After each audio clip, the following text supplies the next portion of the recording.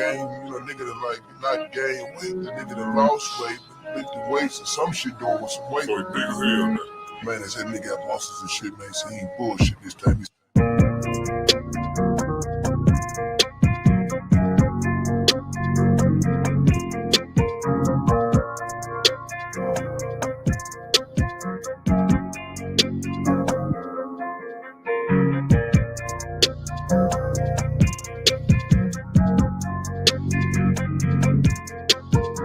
I like red balls, I type, light skin, next left, hello. GFN, that's fantastic. Fantastic. GFN, that's fantastic. Fantastic. GFN, that's fantastic. Fantastic. GFN, that's fantastic. Fantastic.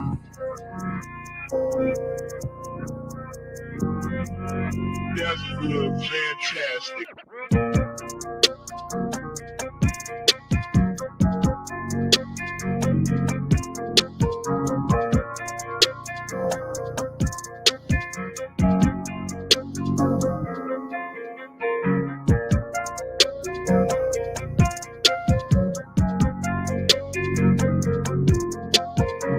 I like red balls, I type, light skin, next left, hello.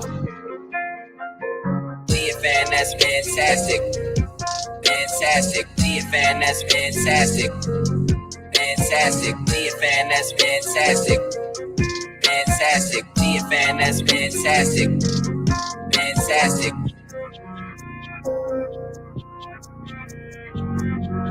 That's good, fantastic.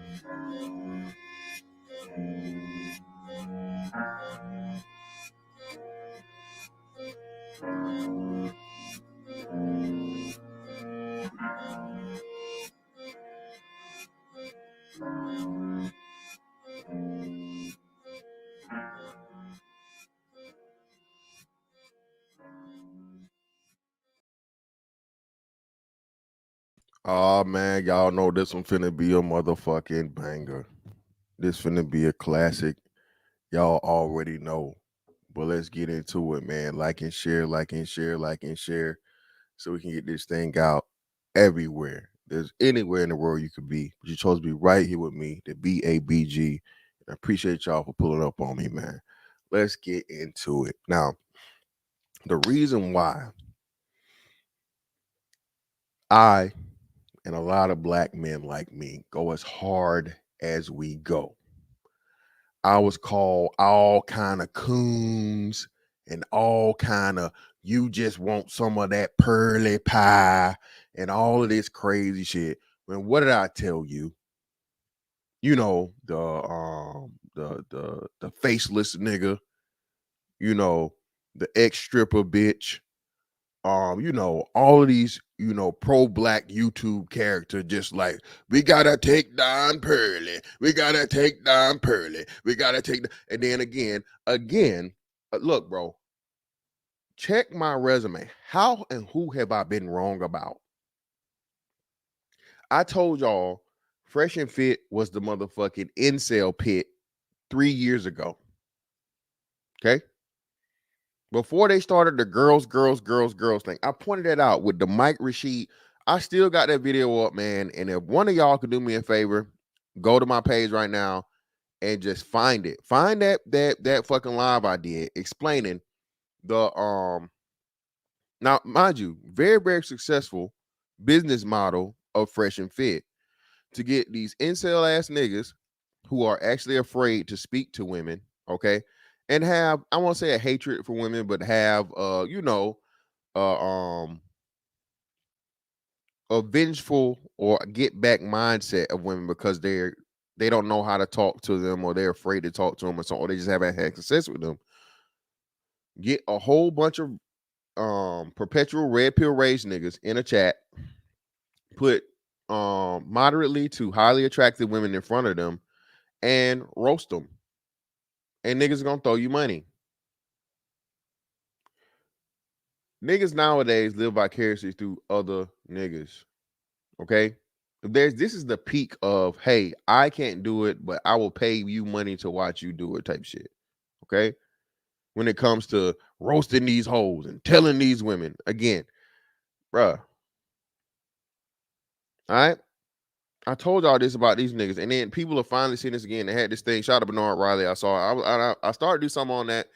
I'll just touch on it here. Listen,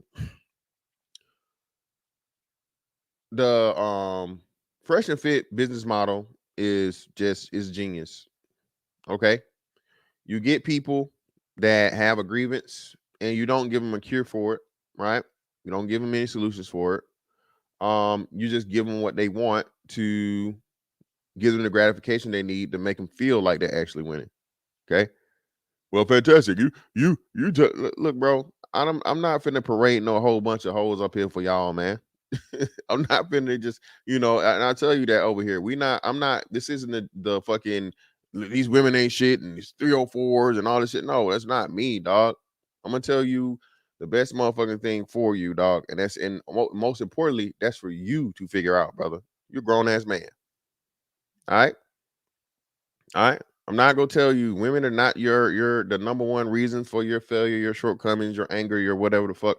Brother, control your life. All right. You take control of your own motherfucking life, man. For the most part, you can control the bitch that's in it. All right.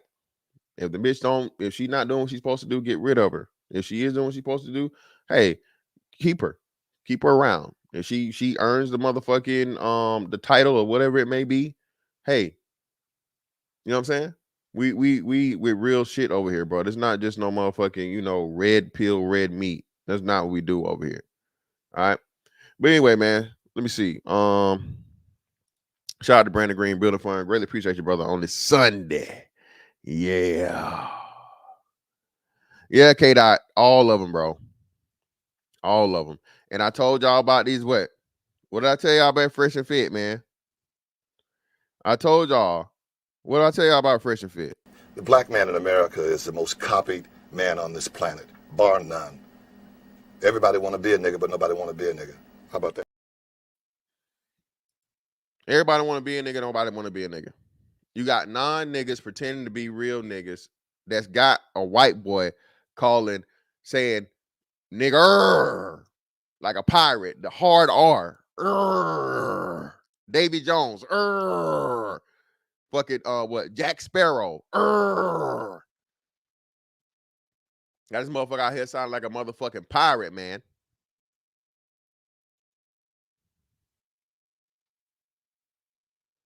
What? Coming up like a pirate, but without a patch, chitty chitty bang bang. Patar. Shout out to Project Pat, man. Did you see that whaler that's on her tail?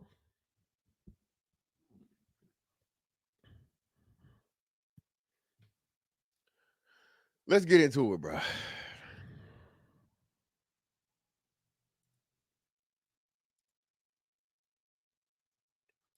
Shout out to RPA in the building, bro. Greatly appreciate you, man. For the two.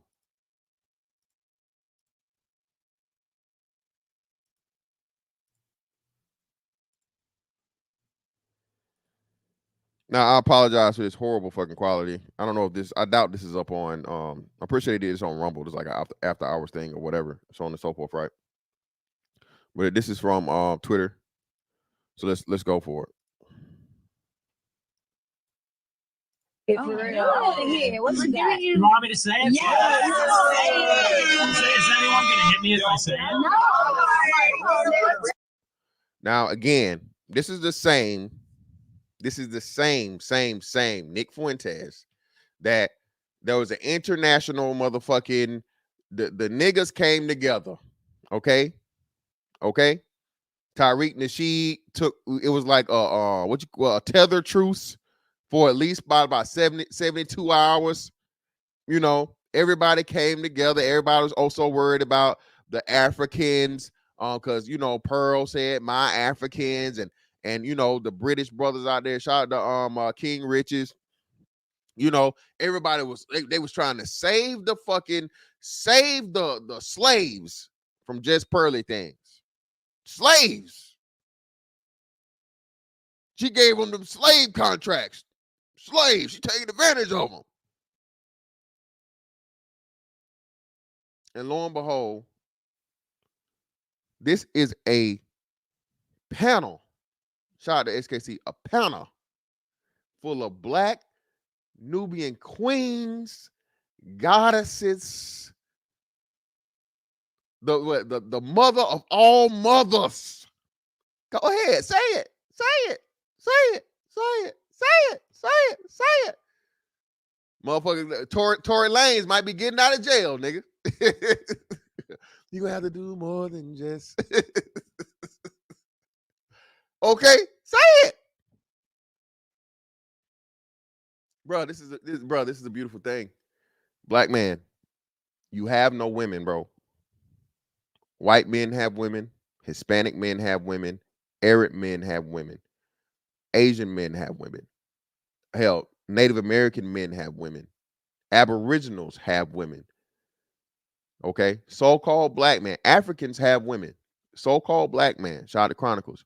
You have no women, dog. They do not belong to you. You have no women. Dr. Umar, where you at? Where you at, brother? Where you at? Faceless nigga on YouTube. I'm pretty sure he's gonna make this more so about Fresh and Fit. Bro, Fresh and Fit's the platform, but who are the people that encouraged him to do this? Fresh and Fit owe no loyalty to you niggas. Okay? They not niggas. Again, they pretend niggas. They pretend niggas. Now you got black women that are sitting on this. I'm pretty sure the same black women that's talking all type of shit about, ooh, y'all just in love with Pearl. And, you know, Pearl look like motherfucking Larry Bird. she ugly, she mid, she this. Y'all just want to follow that white woman. And lo and behold, man, how many black men have you seen? Oh, Pearl, say nigger. Say it. Say hard R N word, Pearl. Say it. Kissing on her, and they're like, bro, it gets better. Kissing on her, bro. Kissing on her. Let's go.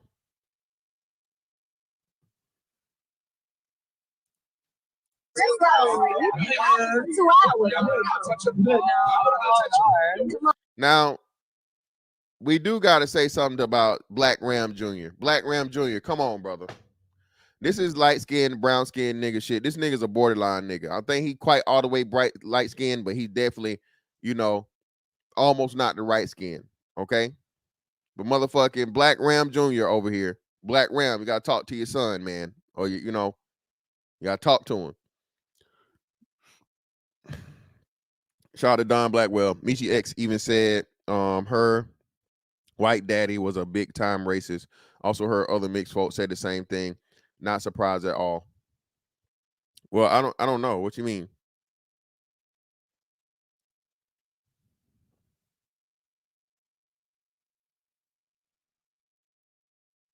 Oh shit, shout out to Mace, man. Good seeing you, Mace. Shout out to you, brother.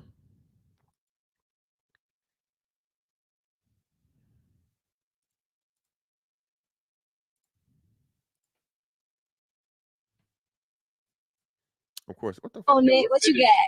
Nigger.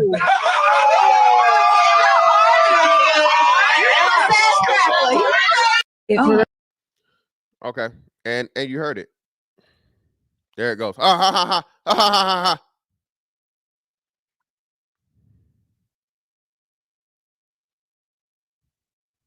You see it. But wait, there's more.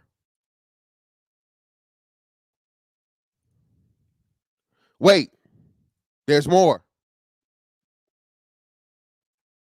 Shout out to my man, buy one BBL, get one free.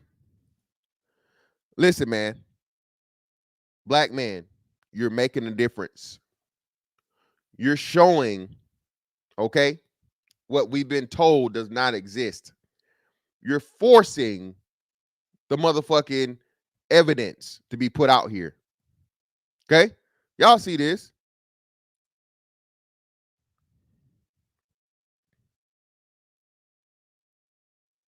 Okay?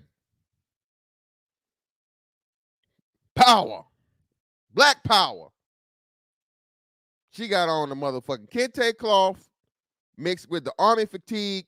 She with it, y'all. She's a soldier. Okay? Soldier. She ready. She down for the cause. See, I ain't thinking about that. I didn't want to. Let me see. I really want to show the kid, man. I don't really want to show the kid. I didn't think about that. It's inverted, but here we go. Who's that, y'all? What is this black queen doing to, you know, this white man that just, you know, or I think he's like his part Hispanic or whatever the hell he is. I don't know. But, you know.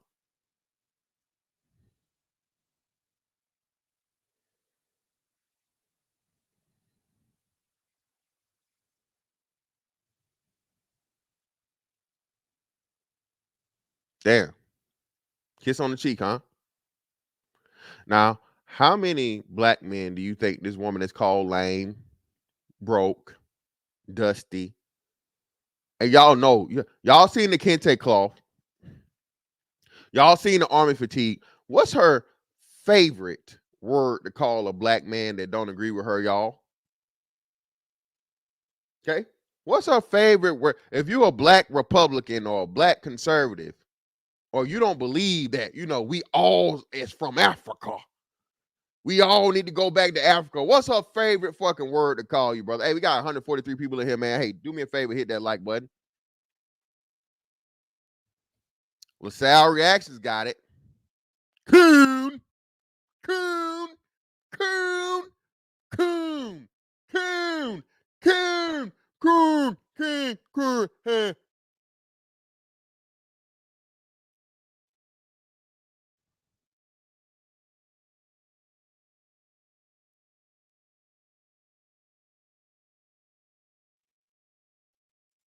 Soon as you disagree.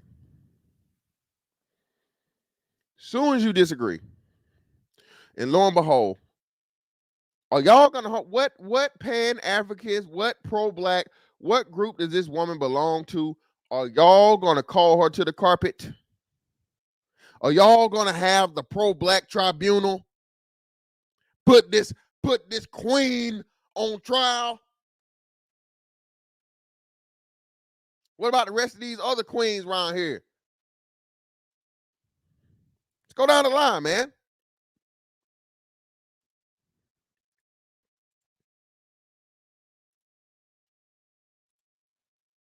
You gonna put these queens on trial? You know me, man. These two right here, that one right there, and that one right there. Come on now. Even that one right there, she look like a Dollar Tree cash doll a little bit. She, you know what I'm saying? She got the Dollar Tree cash doll thing going on. You feel me? I don't know, man. I don't know. Look, man. Fresh and Fit, bro. I know for sure, and I did this, and I never posted it, bro. Y'all had a goddamn Decepticon on one of them fucking shows, bro. This getting close. That jawline strong. So I don't know. And we know them. What we say, y'all? Them titties ain't touching. If them titties don't touch, you're doing too much, bruh. One of these days, somebody gonna come out and they gonna reveal that they was a goddamn a big old bam on fucking Fresh and Fit.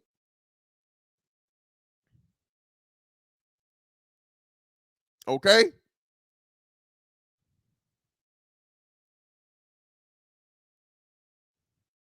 Yeah, Dollar Tree cash doll. Yeah, definitely. They did, Jonte. Was it confirmed? See this, and you incel niggas, you fucking fresh and fit niggas now. You fresh and fit, you fresh and fitters. Man, shit. Okay.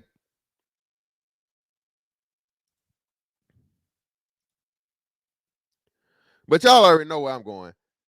Old face, ghetto as hell. Come on now, Redbone. Look, hugged up on her. Dollar Tree cash doll.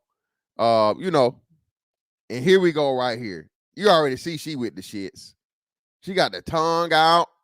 And of course, the least the least in the group. Can we agree? Can we agree that this is the worst out of the group? Clearly.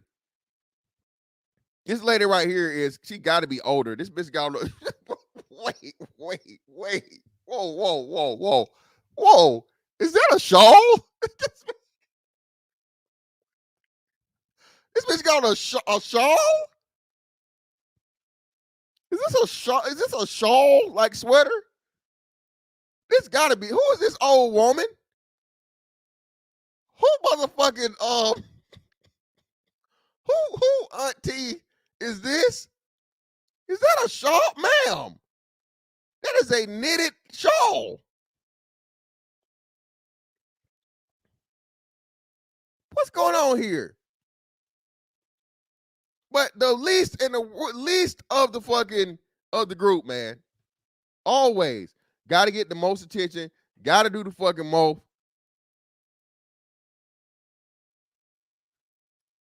The one in the jeans. Hey, like I said, I know you niggas going, man. But that's all that whole body bought, man. Body bought life, man. BBL, y'all know what we say over here, bro. We trendsetters over here, dog. BBL is not just Brazilian butt lift. It's body bought life. A bought body life. I'm sorry. Bought body life, man. That's what the BBL stand for. Y'all know we made that up. What fucking 2 years ago, a year and a half ago. Bought body life.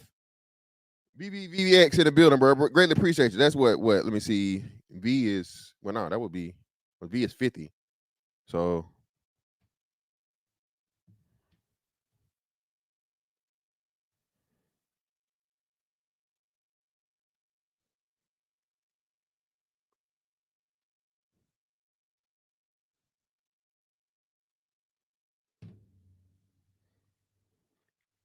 Yes, that is Nick Fuentes. Behold, the mother of civilization. Oh, of course, they ain't got no choice. Bro, Dr. Umar was just on record telling you to go to knock on every door, nigga. Dr. Umar was oh shit. Okay, yeah, shout out to Grinch. Okay, cool.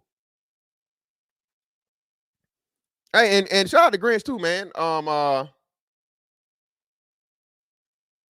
The brother, they clowned him for his book, right? And this is one of the things he's talked about when Daughters of the Slave Trade. Oh, that was a horrible misinterpretation, and y'all tried to make it this, and y'all tried to turn it into, bro. How is it not? Again, man, the first hand of white supremacy, if there ever was any, was who?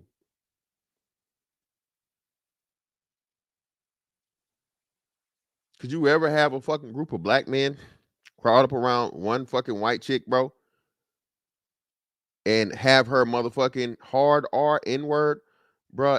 Everybody, bro.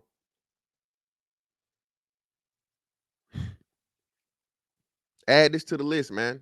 You know, ghetto gaggers and what else? Slave play, race play, all this shit. But you got to be a real nigga. You got to be in the streets. You got to be jumped off the porch. You got to be You got to be wiping noses. You got to be the slide and ride.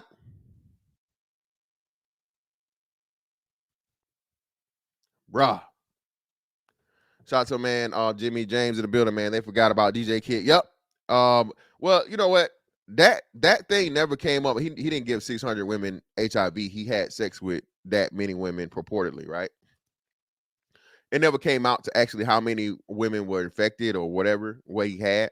And I think it's crazy that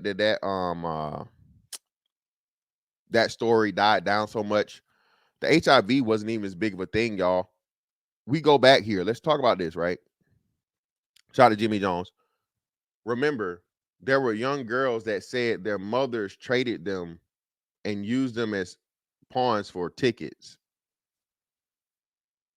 Their mothers pimped them out to this guy to get tickets to whatever, performer, whatever club event, whatever thing he was throwing. Their mother used them as currency to get tickets from this white man that was a predator. Black women don't have no choice. Black women don't have nothing to choose from. They don't have a good selection to choose from. What you mean? Again, we've been over the numbers here. All black men are not in jail. All black men are not gay or down low. The majority, I'm sorry, not all, but the majority. The majority of black men are not in jail. The majority of black men are not gay and down low. The majority of black men are not broke. The majority of black men are not uneducated.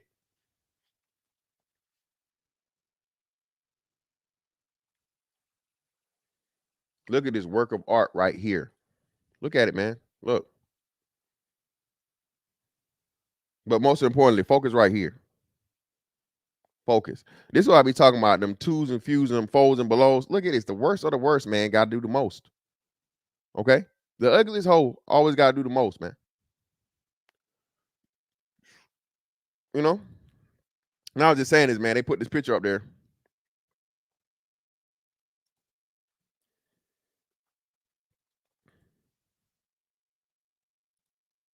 This is what I be talking about, y'all. When I be talking about these TD Jakes Juniors, these TD Jakes looking hoes. This right here, bro, just took my shit to a whole nother level, nigga. Whenever I say these hoes be looking like TD Jakes, think of this right here. This TD Jakes.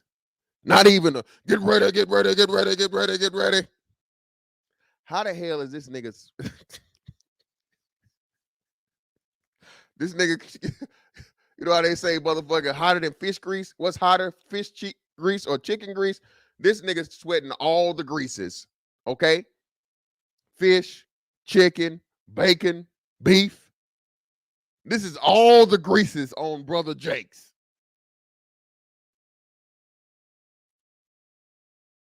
Get up, get up, get up, get up, get up. Are you ready for a miracle? Are you ready? Just think of this now. I need y'all to have this visual. You see this? This TD Jake pictures right here is the picture I be talking about. These TD Jakes looking hoes. These bitches, this bitch right here, the bitch that's kissing on the goddamn white nationalists that y'all, you know what I'm saying? The motherfucker saying hard R N-word, kissing this man. This is a TD Jakes ass bitch, bro. I try, brother. I try. I greatly appreciate you. I try, y'all. You know I give y'all, man. You know, hey, man. Who do this? Who do this better than me, man? Come on, bro. All right. Best kept secret on YouTube, baby. All right. Get ready, get ready, get ready. Just think about it, man. When I say these TD Jakes looking hoes, remember this picture, man. Bro, that's why I tell y'all, man. Bro, stop. Okay? Letting these hoes, man, twos and fews and folds and belows, okay, tell you anything about life, bro. Bro, you are a man, lady. You are a man to me. Your opinion has no value whatsoever. Okay? You're ugly. You're black. You equivalent of a man. Hit her with the goddamn list. You're black. Hit her with the goddamn mister from Color Purple, man. What are we doing, man? Shout out Dark Sloth. This is a fucking building, man. Mac, you know what it is.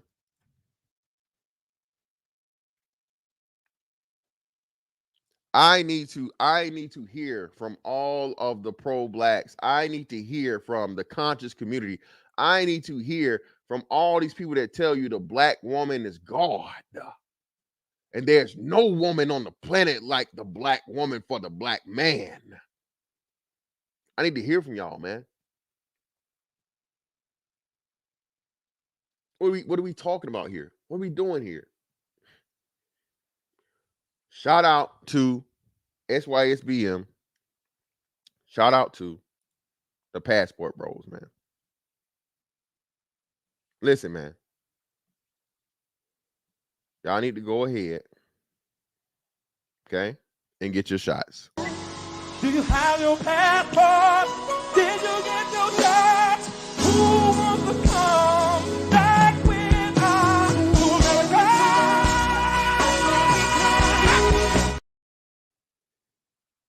Did you get your shots, brother?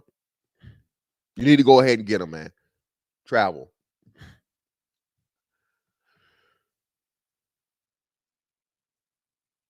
Again, black men, my brother.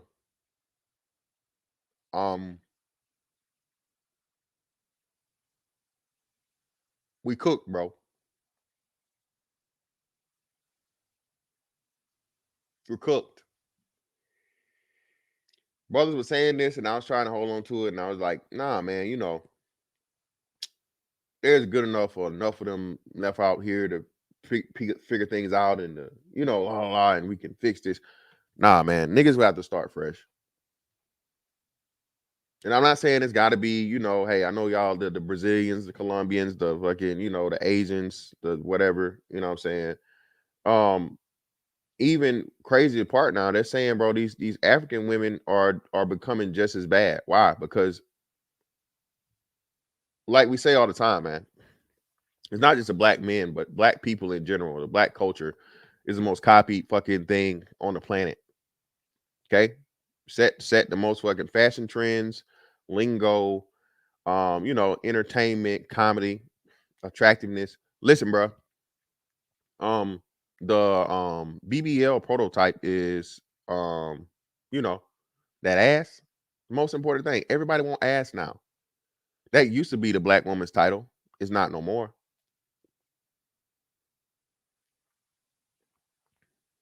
Used to be. Yeah.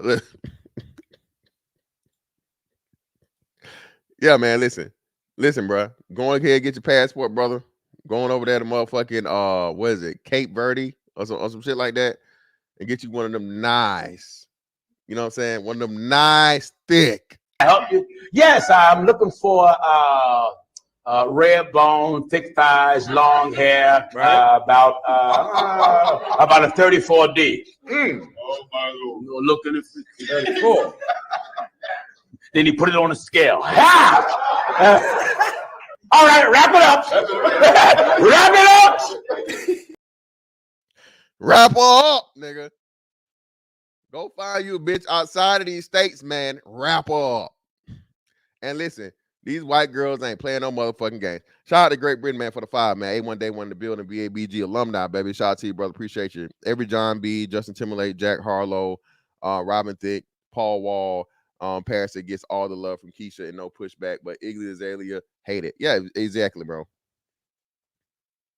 Shout out to MD Brooks, man. Tawana Burke looking queens. Yeah, man. Motherfucking Holiday Heart type shit.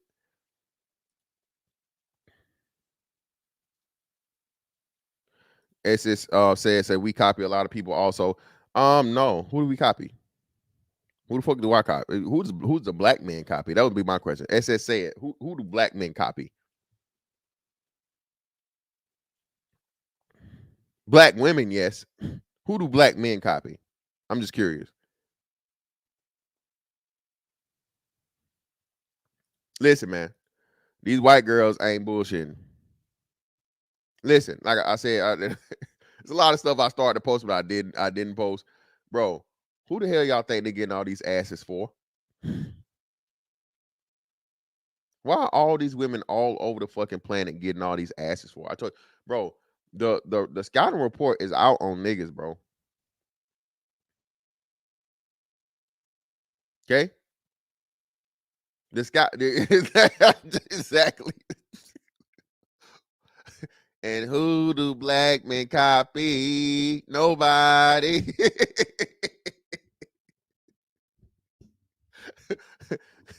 Yeah. And who do black men copy? Nobody. Bro, we ain't copying fucking nobody. Fuck you talking about? Respectfully, brother. No disrespect. Yeah, like what we talking about here? Niggas ain't fucking what's name, man. Yeah, what we talking about? Yeah, what we talking about here, brother? Like, come on, what you talking about? Shout out to Silent Sir. Yeah, that's a negative, man. You know what I'm saying? But at the same time, though, you had a positive.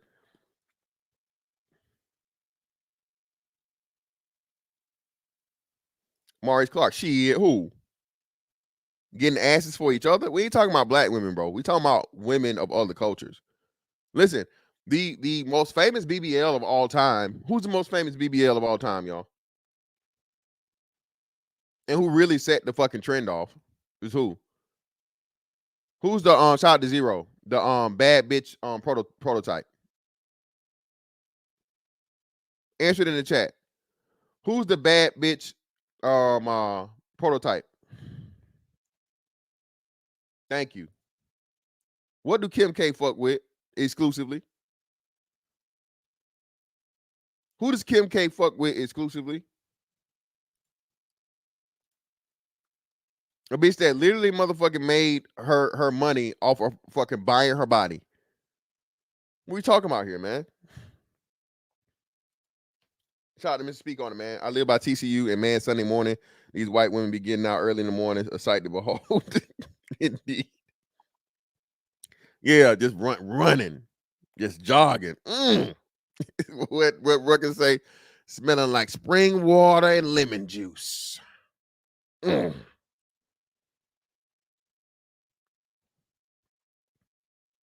Spring water and lemon juice.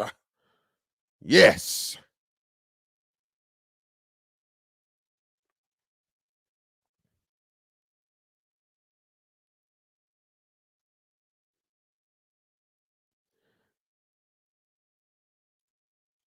She was cute before the enhancements, though. Like Barry Bonds.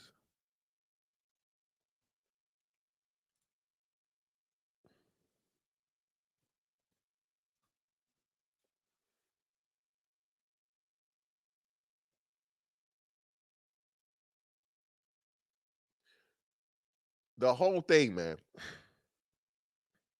And I don't think black men even understand. We understand as a whole, as to because you've been down so long, like motherfucking like state property, man. You don't understand that other groups of women are starting to pay attention to and target you. Brother, the man across the world is the fucking prize. Okay? Yes, the man is the prize, is the truth, because again, without the man, you get no production. Without the man, you have no protection. Without production and protection, there is nothing else. Without making things and building things, okay, and providing things, okay, there's no basic, fundamental things for society to function, okay? And then on top of it, in order to keep the criminals, the savages, from taking over everybody, you must have protection, and we know who does the majority of that. So this isn't just a black man claim about the men being the prize. It's just that a black man said it, that everybody got ticked off and pissed off. Well, not even everybody. Black women especially. Every other group of women understands that. Again, no matter how much these feminists can't stand or whatever, we know at the end of the day, they're going to get married. They're going to go home to their man. They're going to fucking have babies, have a family, and they're not going to say, my daddy wasn't there. My daddy ain't shit. My mom had to be the mother and the father. These niggas broke. You don't hear motherfucking Guadalupe and motherfucking Maria talking about Jorge and Juan being broke. Jorge and Juan working out in the whole motherfucking field, orchard, grove, or something, picking all day for $20. Sundown to sun up. All right. Come home. They sharing a fucking 2-bedroom with 2 other fucking grown ass families and who knows how many kids. And yet and still, them goddamn tortillas are handmade and hot daily. Su Ling is working right in the motherfucking Chinese food store or the nail shop right next to Mr. Chan. Okay? Or Wu. Okay? Right next to him. You get tip? You give tip?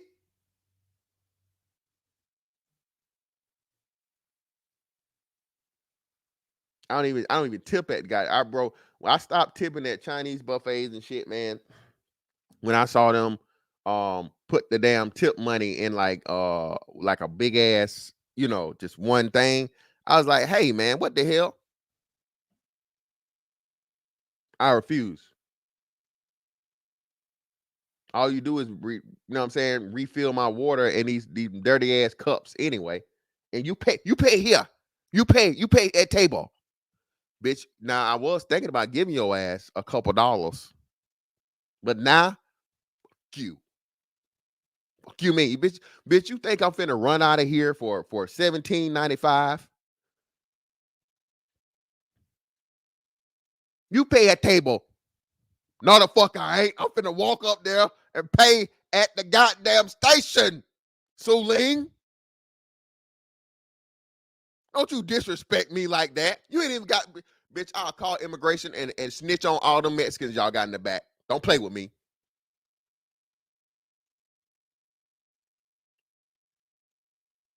Hey man, hey, y'all got any more crab rangoons? No say, no habla, no hop. That right there, man. Y'all got no more? Stop playing with me.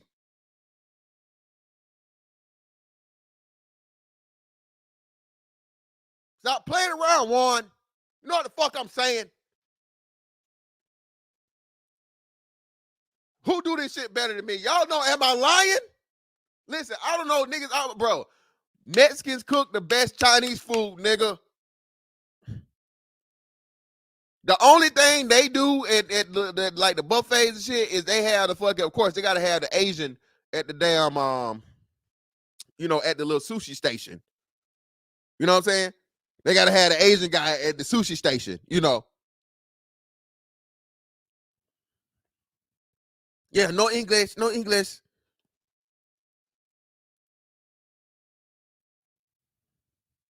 Listen, hey, you think you finna get out that stove? Shout out to Great Britain. You think you finna get out that stove? Bitch, you finna see all kinds of nunchucks and all types of motherfucking judo, jeet kune-do, karate, kung fu. You ain't finna get out the hell. Hey, you definitely not finna make it out that stove with that hell. They done showed y'all ass. Mr. Chan ain't fucking around. Listen, y'all, just go back. Think about that. Bruh, even in the case of where the woman got punched in front of her kid, Mr. Chan, punched the lady in the face, had it recorded, whatever. Black men went outside of that store, y'all, and said, hey, these people are whooping on y'all, man. Don't go here. Don't patronize these people. They in your neighborhood. They selling you this hair. They abusing you, physically abusing you. Shut your lame ass up, nigga. I'm gonna buy this hair, nigga. Mind your business, nigga. Line out the door. Y'all remember that shit? I think, I want to say it was Tennessee. I don't want to say it was Memphis, but it was definitely fucking Tennessee, man.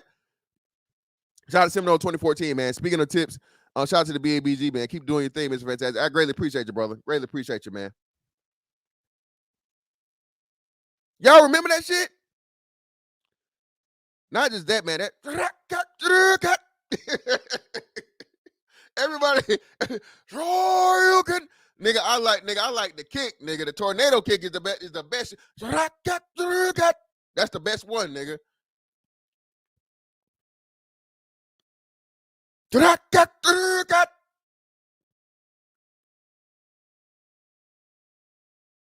The fool ass nigga that it was Chicago, the one where Chicago, all right, and then the fool that was up in was that Baltimore that threw the fucking brick through the window, bruh. How long have we been telling you niggas, man, bro? These are not your women, dog. Stop, brother, dog. Do not risk your fucking freedom. Do not risk your life, bruh. Do not risk your motherfucking anything for these stranger ass hoes that have no respect for you. Bro, it's another dude that just got killed, bro, for trying to step into a motherfucking domestic violence situation. Shot him and killed him right there on the spot. What the bitch do? What the bitch do, y'all?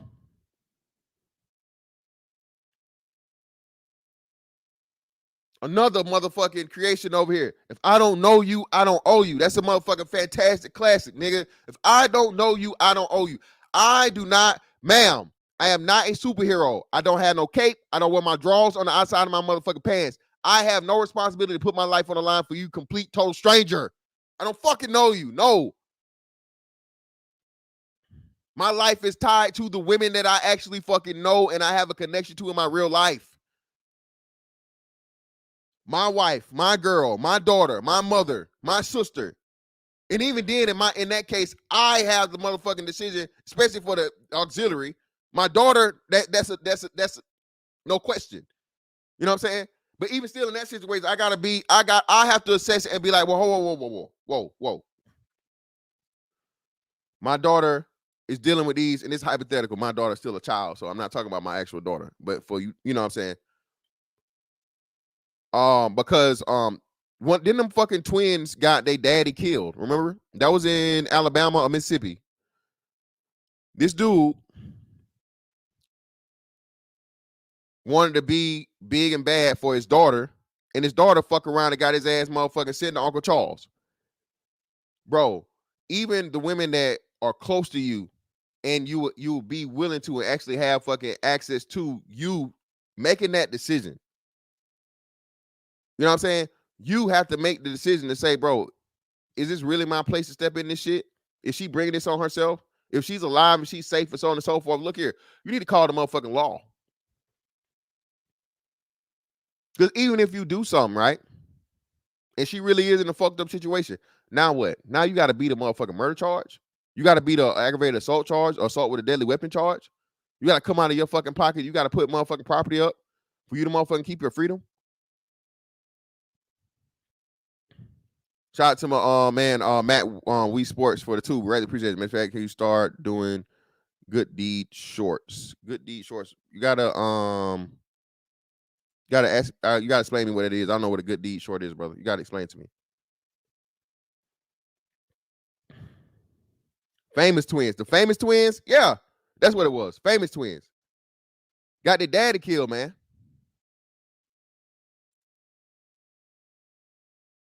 You ready to die over this pussy? I ain't.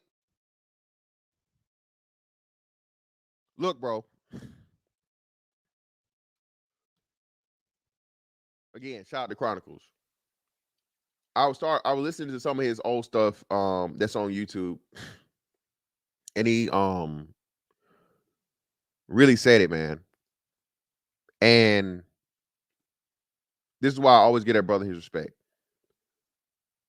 Black men, so-called black men, FBA, ADOS, whatever you want to call it, American black men, bro, are the most lied to men on the planet.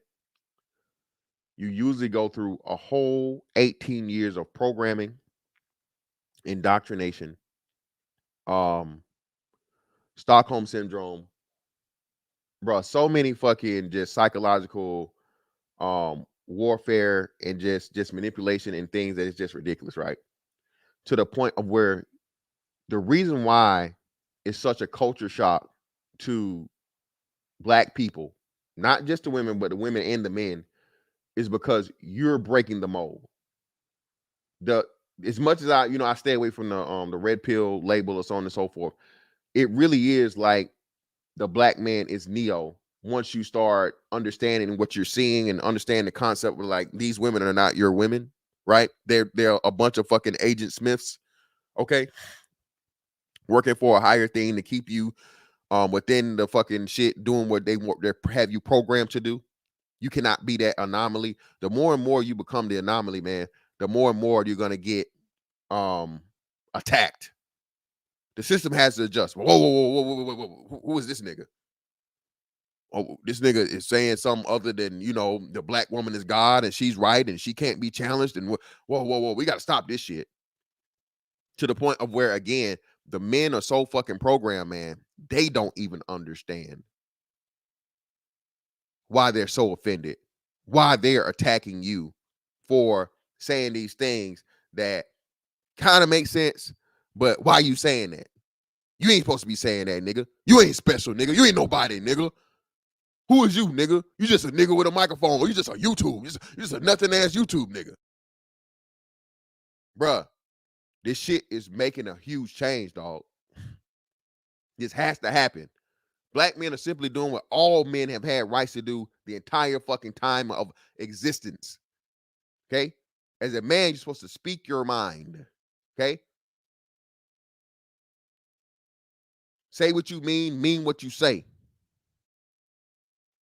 And when you know you're speaking truth, man, you stand on it and stand in it.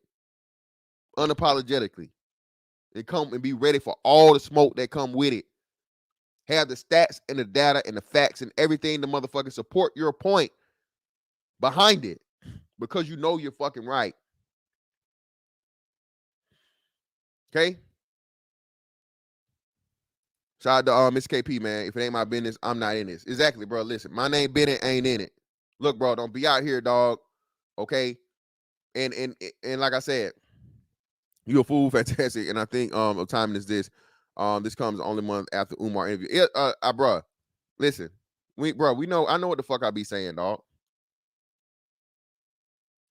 Celestial Armor, fantastic. How do you reconcile your opinions with having a black daughter? That's a great question. Listen, I have not only a black daughter. Again, man, I had a wife, but me and her are still on good terms. That's my son's mother. Okay.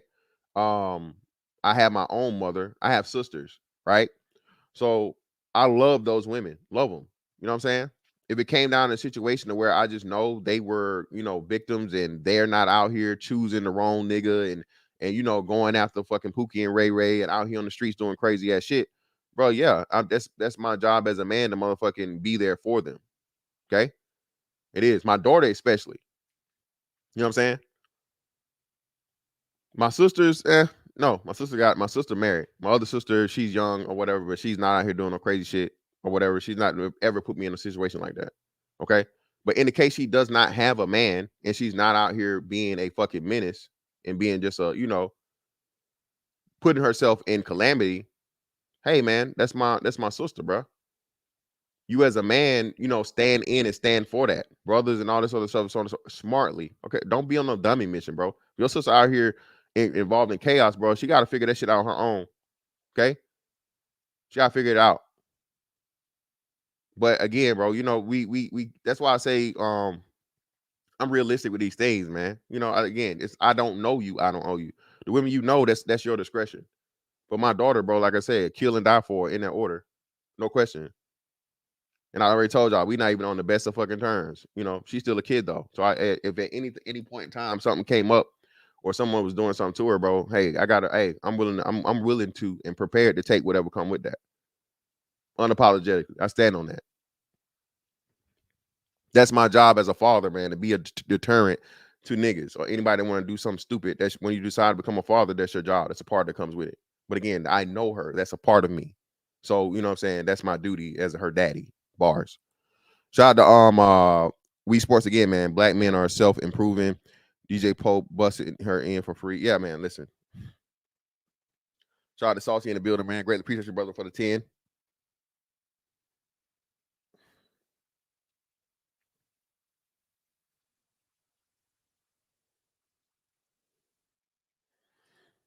Well, I wouldn't say that. The pimp principles don't work either, brother. Because these hoes are rogue. You the pimp and the biggest thing about pimp principles is not the only way, brother, because you know what the pimps do. The pimps motherfucking accept the bitch after she done did all them dicks. Okay. That's one thing that gets left out. Hey, we got 235 in the building, man. Let me see what's going on here. Come on now. Oh, wait. And I'm gonna open this shit up because I know I want to hear you guys' commentary on this. Come on, bro. Y'all shouting me like 100 likes, bro. Come on. If you lie, you steal. Okay? If you lie, you steal, you'll kill, man. I know you ain't got a whole bunch of killers in here on Sunday. Hit the goddamn like button, man.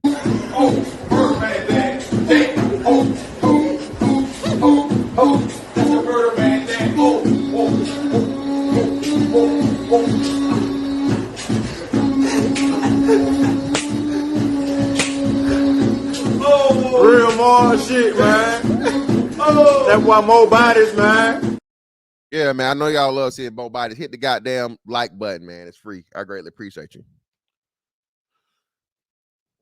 This again, man. Now, I gotta get to the point of we'll get back on that again, bro. I told y'all Myron and fucking or Fresh and Fit, because what Myron and I can't even think of the other nigga's real name right now. But look, bro. This is yet again the ultimate culture vulture bullshit. All right. Everybody want to be a nigga, nobody want to be a nigga. Fake niggas pretending to be real niggas, but claiming nothing to do with niggas. Got a white boy on their platform saying nigga. They play a part in it, yeah. But again, is anybody gonna press Fresh and Fit? Nah. No. And also, again, it's not up to them because they not with you niggas. You got Sneeko too, talking about all this shit about, black culture and all this other shit. And crazy enough, is the thing is, and I'm a big believer in this, right? Whenever you do an investigation or something, like the police fuck up, right? They have an internal investigation. It's done by another police department. You can never inspect yourself. You need the we actually do need the assessment and looks from outside cultures to assess and address the major issues and problems with the black community, quote unquote. Because no one listens to us when we say it. You just a coon. You hate yourself. You a self-hater. Bruh, I simply say this, and have been saying this. Black people are some of the most fundamentally inept people on the planet. The things you need to be worried about, the things you need to be concerned with, the things you need to understand, you have absolutely no concern, no understanding of, okay? Family structure, healthy relationships, financial literacy, political power. None of these things, man. The fundamentals of any group that's going to maintain power, okay? Gain and maintain power, we have no understanding of. And for the minority of us that do, whenever you do speak, you are attacked viciously. Shut your ass up, nigga. You trying to be white? You think you smart? You think you somebody? What you talking about? You like Trump? You a racist. Oh, you a Republican.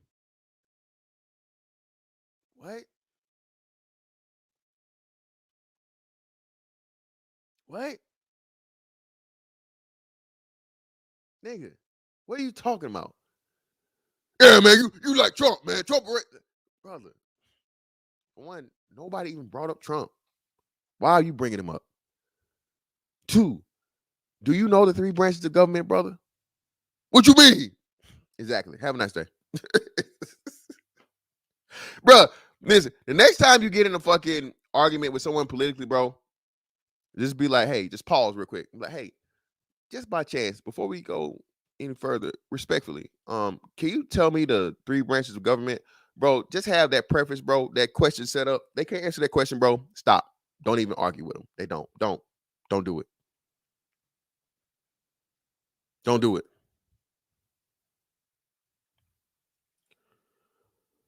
Nobody ever lets black people critique. We don't need to let others. Well, no. Well, no. That's not true. Well, no. Well, that's what I'm saying. Hold on, wait. Nobody. Listen to what you're saying, Blexit. Listen to what you're saying, right? Nobody ever lets black people critique anybody else. You know why? Because we haven't. I mean, hold on. Be careful. The masses of black people have not proven themselves to be qualified to. Okay. Again, bro. Slavery was fucked up, right? But it happened. Black people aren't the only people that experienced slavery. Black people are the only people still talking about slavery and making slavery as an excuse for as to why they can't be successful. Even when other people from other countries come here and dominate. Not just black people, but white people also. Then black people turn around and complain about white people being the reason why they can't be successful and or dominate, when even there are people that came here that aren't originally from here and are outdoing the white people that black people complaining about, holding them back. Blexit, does that explain? I hope you got that. Okay. Niggas are too worried about fucking, yeah, listen. Clarence Thomas is the most hated nigga in the history of niggerdom, bro.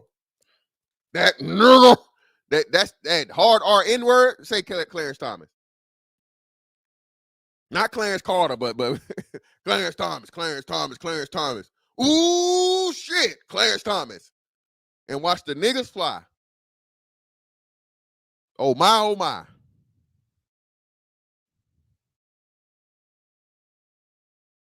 Shout out to Jazilla.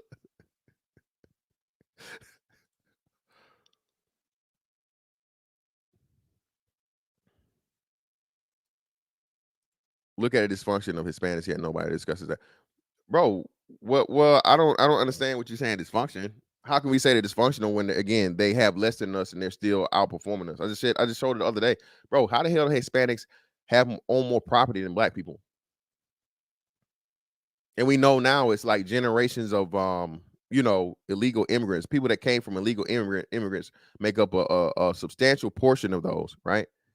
And yet and still they own more property, and you know what I'm saying, are moving up, and they're going to be like one of the biggest growing populations in the fucking country, or is the biggest growing population in the country. That too.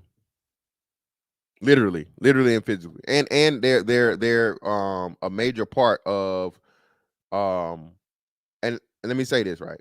So let me be clear about this. When people make the illegal immigrant argument, it's not that like all illegals or what, bro.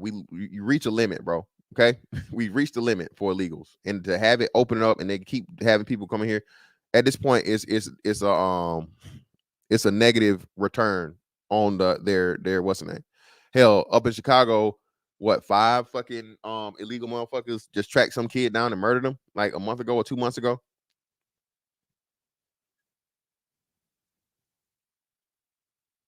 Yeah, Blexit. See, you just get on a tangent, brother. Yeah, you on a tangent. Yeah, you crazy. They say Hispanics don't do shit, bro. Again, nigga, you know how much your lettuce and all of your produce would be without fucking Hispanics, brother? That should be $20 a pound, because who you finna get out? Again, Blexit, are you finna be the first picking nigga in 2023, brother? I know I ain't. Yeah, that I know. And it's Blexit, man. Blexit, you know, brother. You saying destroy their neighborhoods, but yet still they own more property, and they're not as bad off as niggas with less money. And even more importantly, like I say, their families and their population is growing. Like they've leapfrogged us. So that's what I'm saying. So what you're saying, the data and the stats don't support it.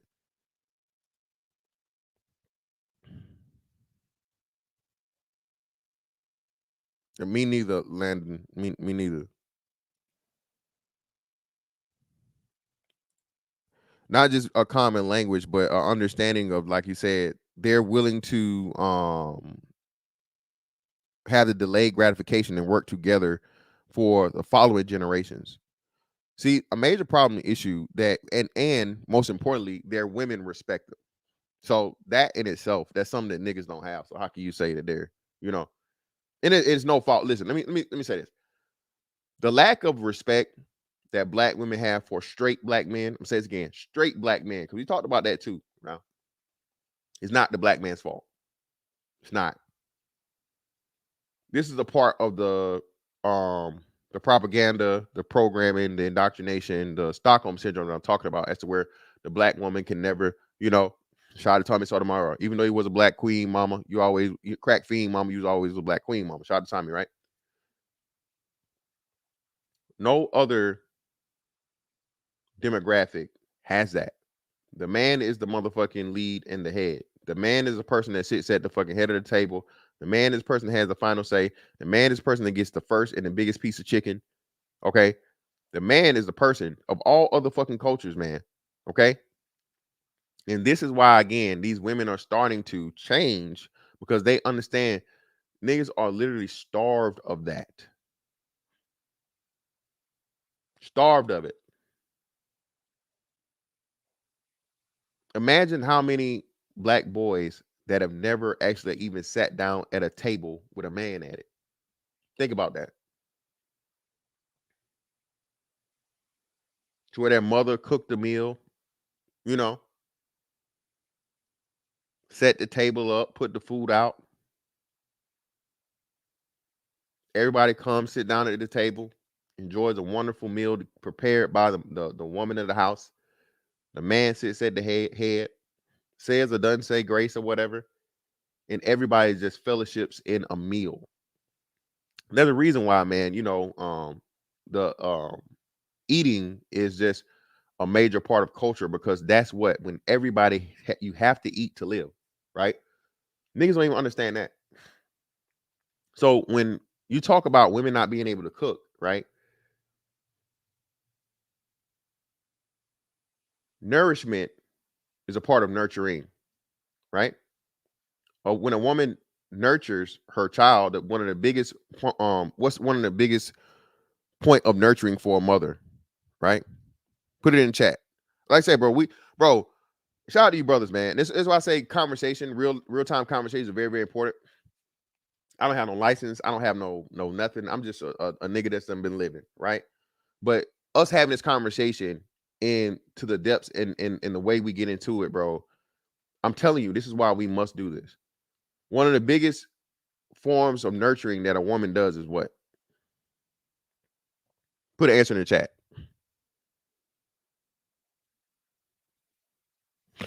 Let me go ahead and drop this link if you guys want to come up.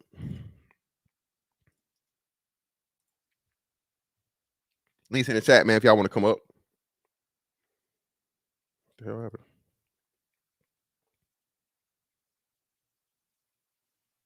Why did it double up?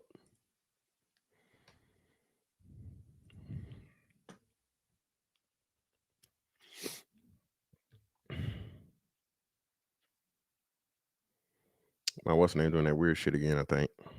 To where it's not showing the answer. No, not feeding the family. Nope. The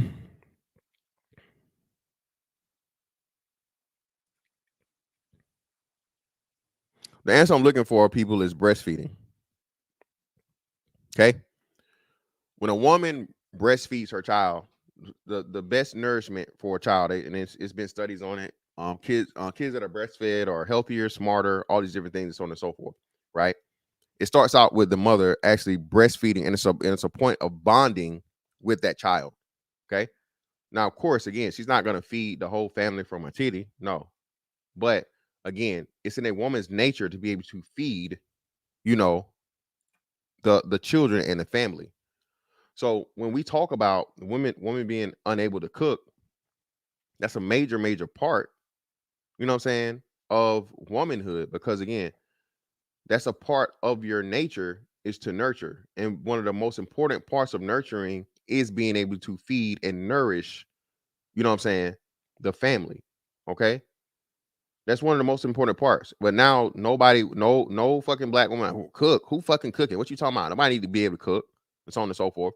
To the point of where, like I said, men don't even expect it anymore. Don't even expect it. For one, like you said, you never grew up with it, and that being a thing in the first place, right? With a man being at the head of the table, or it being to the liking of the man, showing you the order of things. Another big thing too, like I said, man, one of the major reasons why black men have such a bad relationship with each other is there's no order, there's no ranking, there's no understanding of somebody got to be in charge, dog. Okay, somebody got to be in charge, and you know what I'm saying, you have to listen to somebody will have to tell you what to do. With black women, no, ain't nobody telling me nothing. What you talking about? This my children. Don't you listen to nobody but me. You know what I'm saying? That fucking one motherfucking crazy ass, just ridiculous ass concept, man, of living in the reality of where only your mama can be the personal fucking authority, which is just ridiculous. But anyway, we got people in the building. Shout out to Josh, bro, and shout out to RPA. Going on, Josh? What's up with you, fam? Go ahead.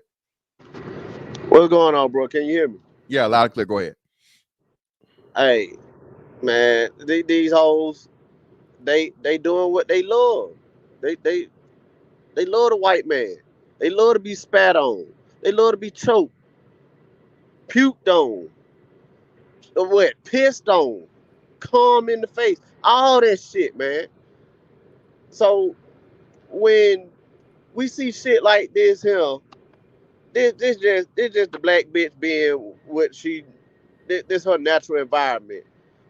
I bet you damn near all, probably except probably one, all of they little pussies probably got soaking wet when they heard that hard ER nigga.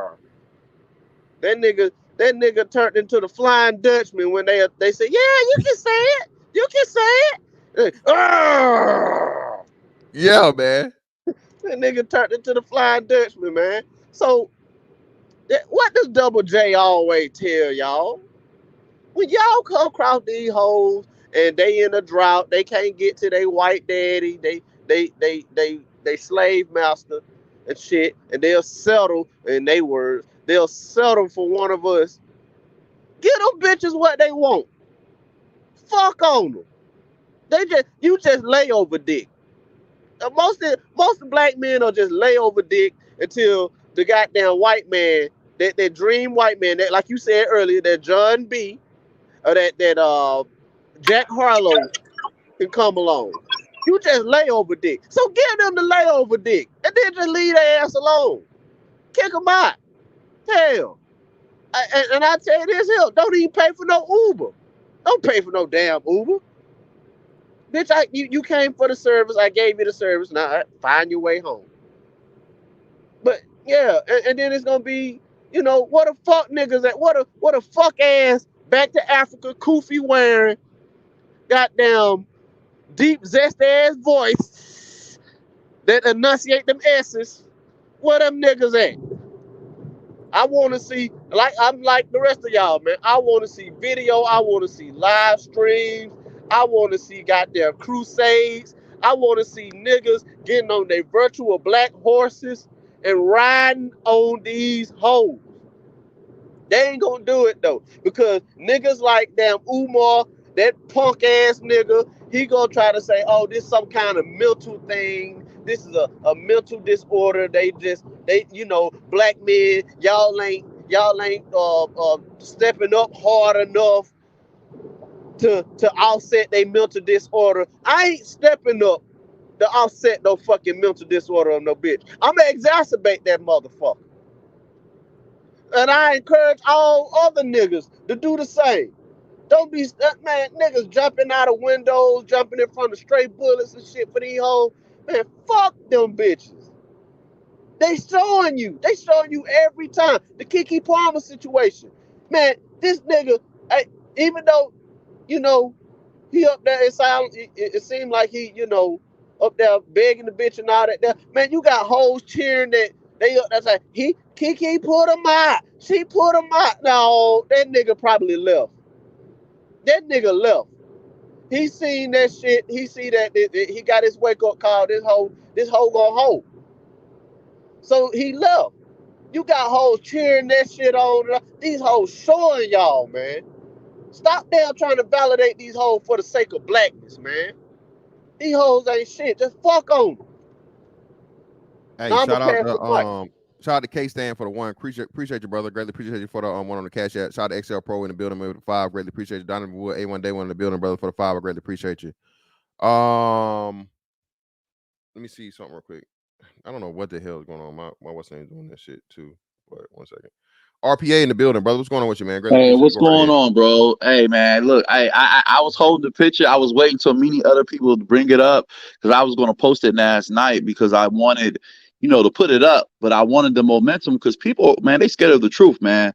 Yeah. But Umar Johnson ain't the only one who was parading around blaming black guys for everything. It was Mr. Let Go too. He was a croak crusader. Him and what's his name? He be with the little show, the little guy, Ace the Metaphor. So these guys were saying it was dumb for men to divest and go get passports or just leave the country and find a whole nother group of women to mate with. They was part of that too. Yeah. Fuck that damn Mr. Monopoly looking ass nigga too. Yeah. So we got to go on them too. So what I did, Mr. Fantastic, I put it on the IG. My IG gets 1.3 million views, so I'm gonna tag your name in there and everybody who about this, bringing the business, so it can hit so many streams. So I was trying to tell you, if you put my link up where I posted it up, so everyone can see it, because you about to have. Yeah, I'm about to pull it up right now. Okay, cool. Because you about to have everybody about to go in on it. Because I wasn't planning about. I'm like, man, this guy's been talking anti-Semitic and penis envy of the black man on so many podcasts. Like how do you not know who the hell he is on the show? And the lady's kissing him on the lips. So like when I saw it, I was like, man, this is the biggest joke in history. And yes, we definitely gonna see the spook, Mr. Jason Black himself, who acts like the gangster, who's the only guy I ever seen that he can only see you, but you can't see him talking shit on the show. So, but love and peace to everybody in the chat. Thanks, Mr. Fantastic, for having me up, and I'm glad you bringing truth to power and you standing on this. Hey, yo, you look fly with them shoes the other day too. Like real talk. Most definitely. Peace.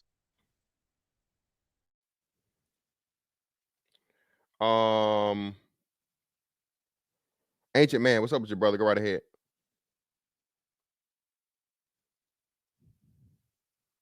You gotta unmute. Yeah, can you hear me now? Yeah, loud and clear, brother. Go ahead. Okay, what resonates with me, you said something earlier about different cultures and how the different cultures of men treat their men. I'm a black guy, but I'm the very definition of all skin folk ain't kinfolk, because I was not raised in the greater black community. I was raised kind of separate in the country, Alabama, woods, raised up with men and watching men and women interact a certain way. And I come from a culture where there is consequences when women step out of line. I hate to say that, and some of you brothers might know what that means, but with the size and strength of the men in my family, it was 10 men, it was 8 brothers and two sisters, and my father, my dad, my grandfather, and my grandmother's family.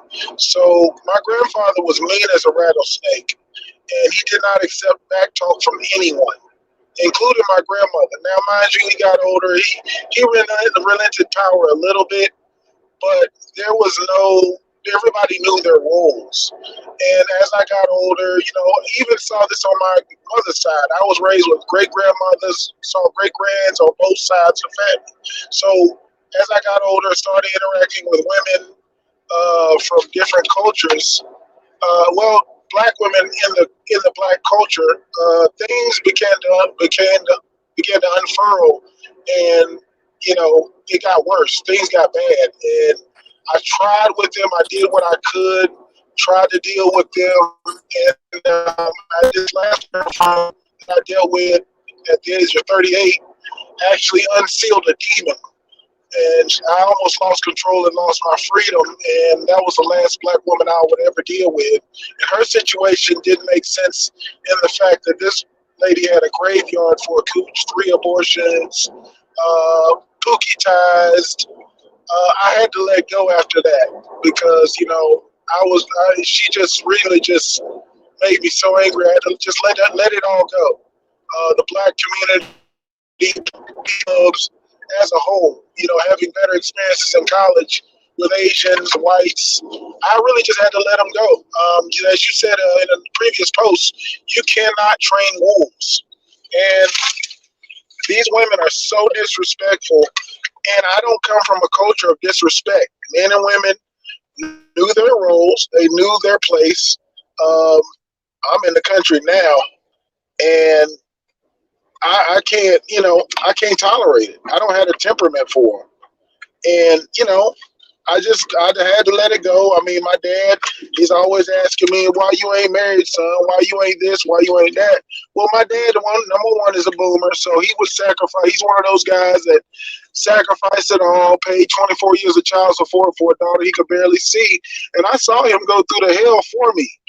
And there was no need for me to enter into a system that was already unfair. So at 45, not married, no children, saving. You've seen my holdings. I've showed you my holdings, my silver holdings. Brother, that came from just not dating. I put down $100 of not dating into silver, and I've shown you what I have. And it was just that simple. Not dating, I built up all this money and savings and not dealing with the dysfunction. I'm saner. I have more money. It's just better. I mean, everything just works out, and you can't take them serious. At the end of the day, I've came to the conclusion that I can't take them serious. No matter how bad I want to, my temper can't take them. They're very extremely disrespectful, and I'm winning without them. So I'm gonna leave that there. Thank you, brother.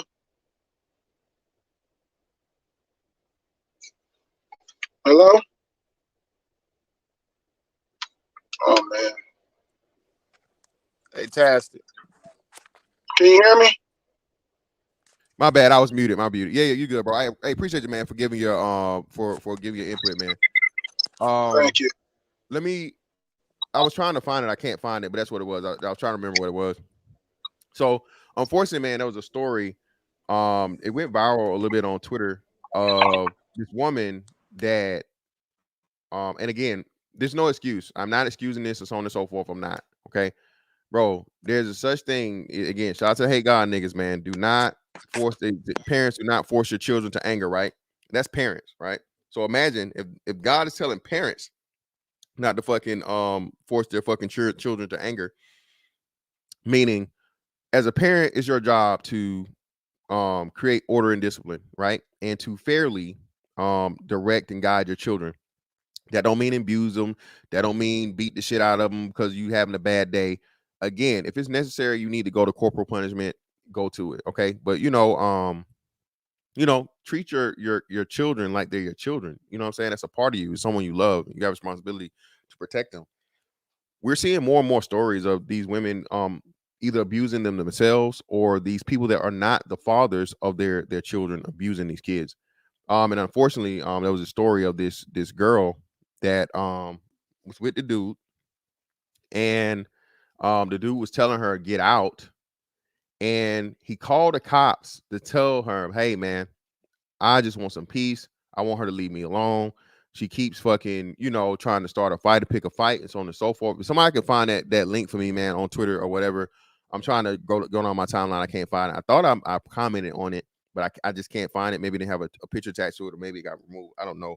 But either way, I don't know how or why.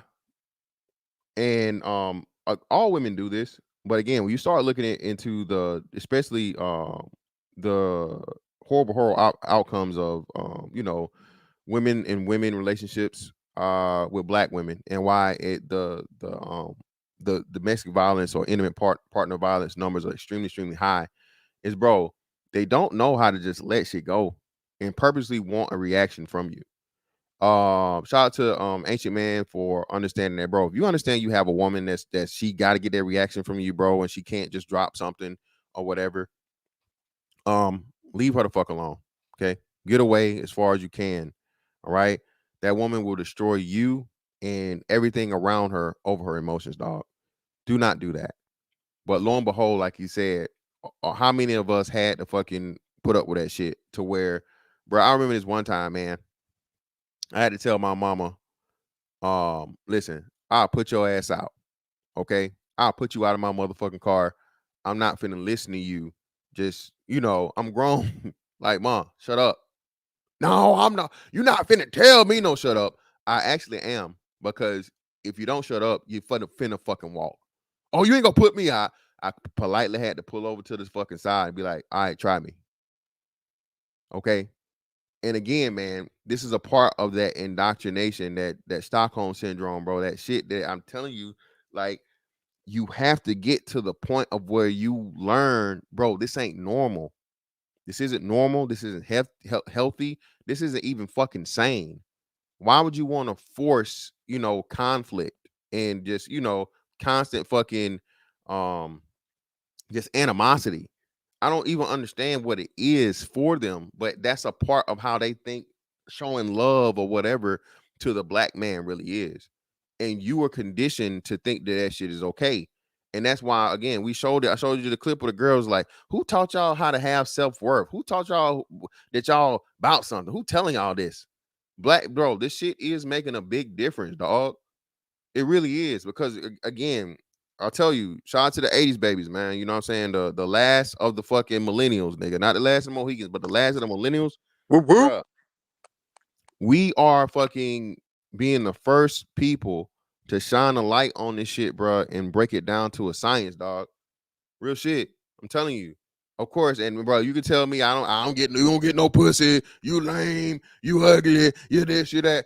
Bitch, no matter what you say, you're not gonna shut me up from talking. You're not. Okay? You're not gonna shut me up from talking. And you can't whoop me. All right. So and like I said, bro, hey, I fear for my life. I'm already letting you know off top. If ain't no motherfucking contract, bro, the only thing you finna fight for is listen, only person you finna be motherfucking fighting with, bro. If ain't no contract and I'm getting paid win or lose.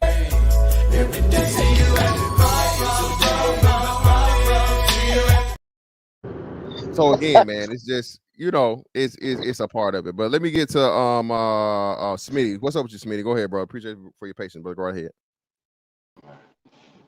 Respect. You can hear me, right? Yeah, you good, loud clear. Cool.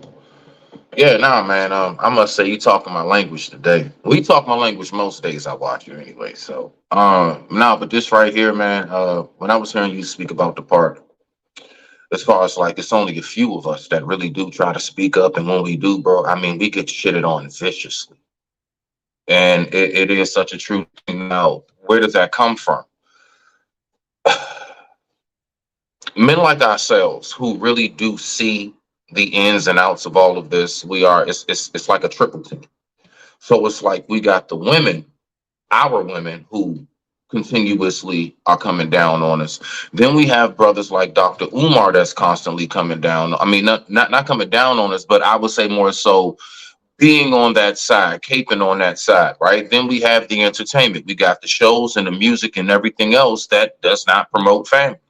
For some reason, I can't seem to figure out why is it that any and every other race can come over, dibble and dabble, listen to the music, and go right back to reality. For some reason, we don't know how to turn the radio or the TV off ever in our head, and we always taking that shit around with us everywhere.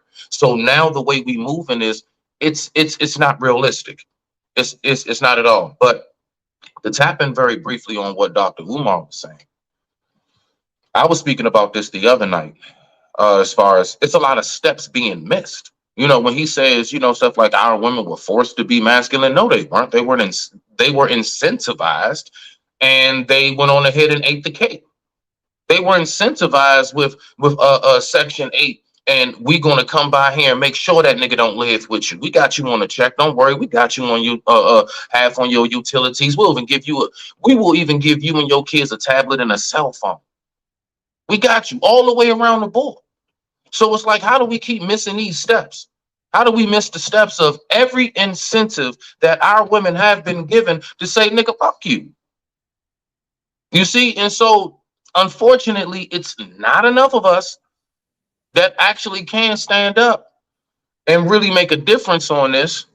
I mean, it's slowly cracking and chipping away, but we need to start breaking off some bigger chunks of this iceberg, man. You know, and that's all I got for right now. I digress. My mic is muted, bro. Bro, hey, to that last part there, man. Hey, you eloquently put it like perfect, man. Hey, black women are for the take. They always have been. They always will be. All you got to do is dangle shiny trinkets in their face. They black bitches are like bass.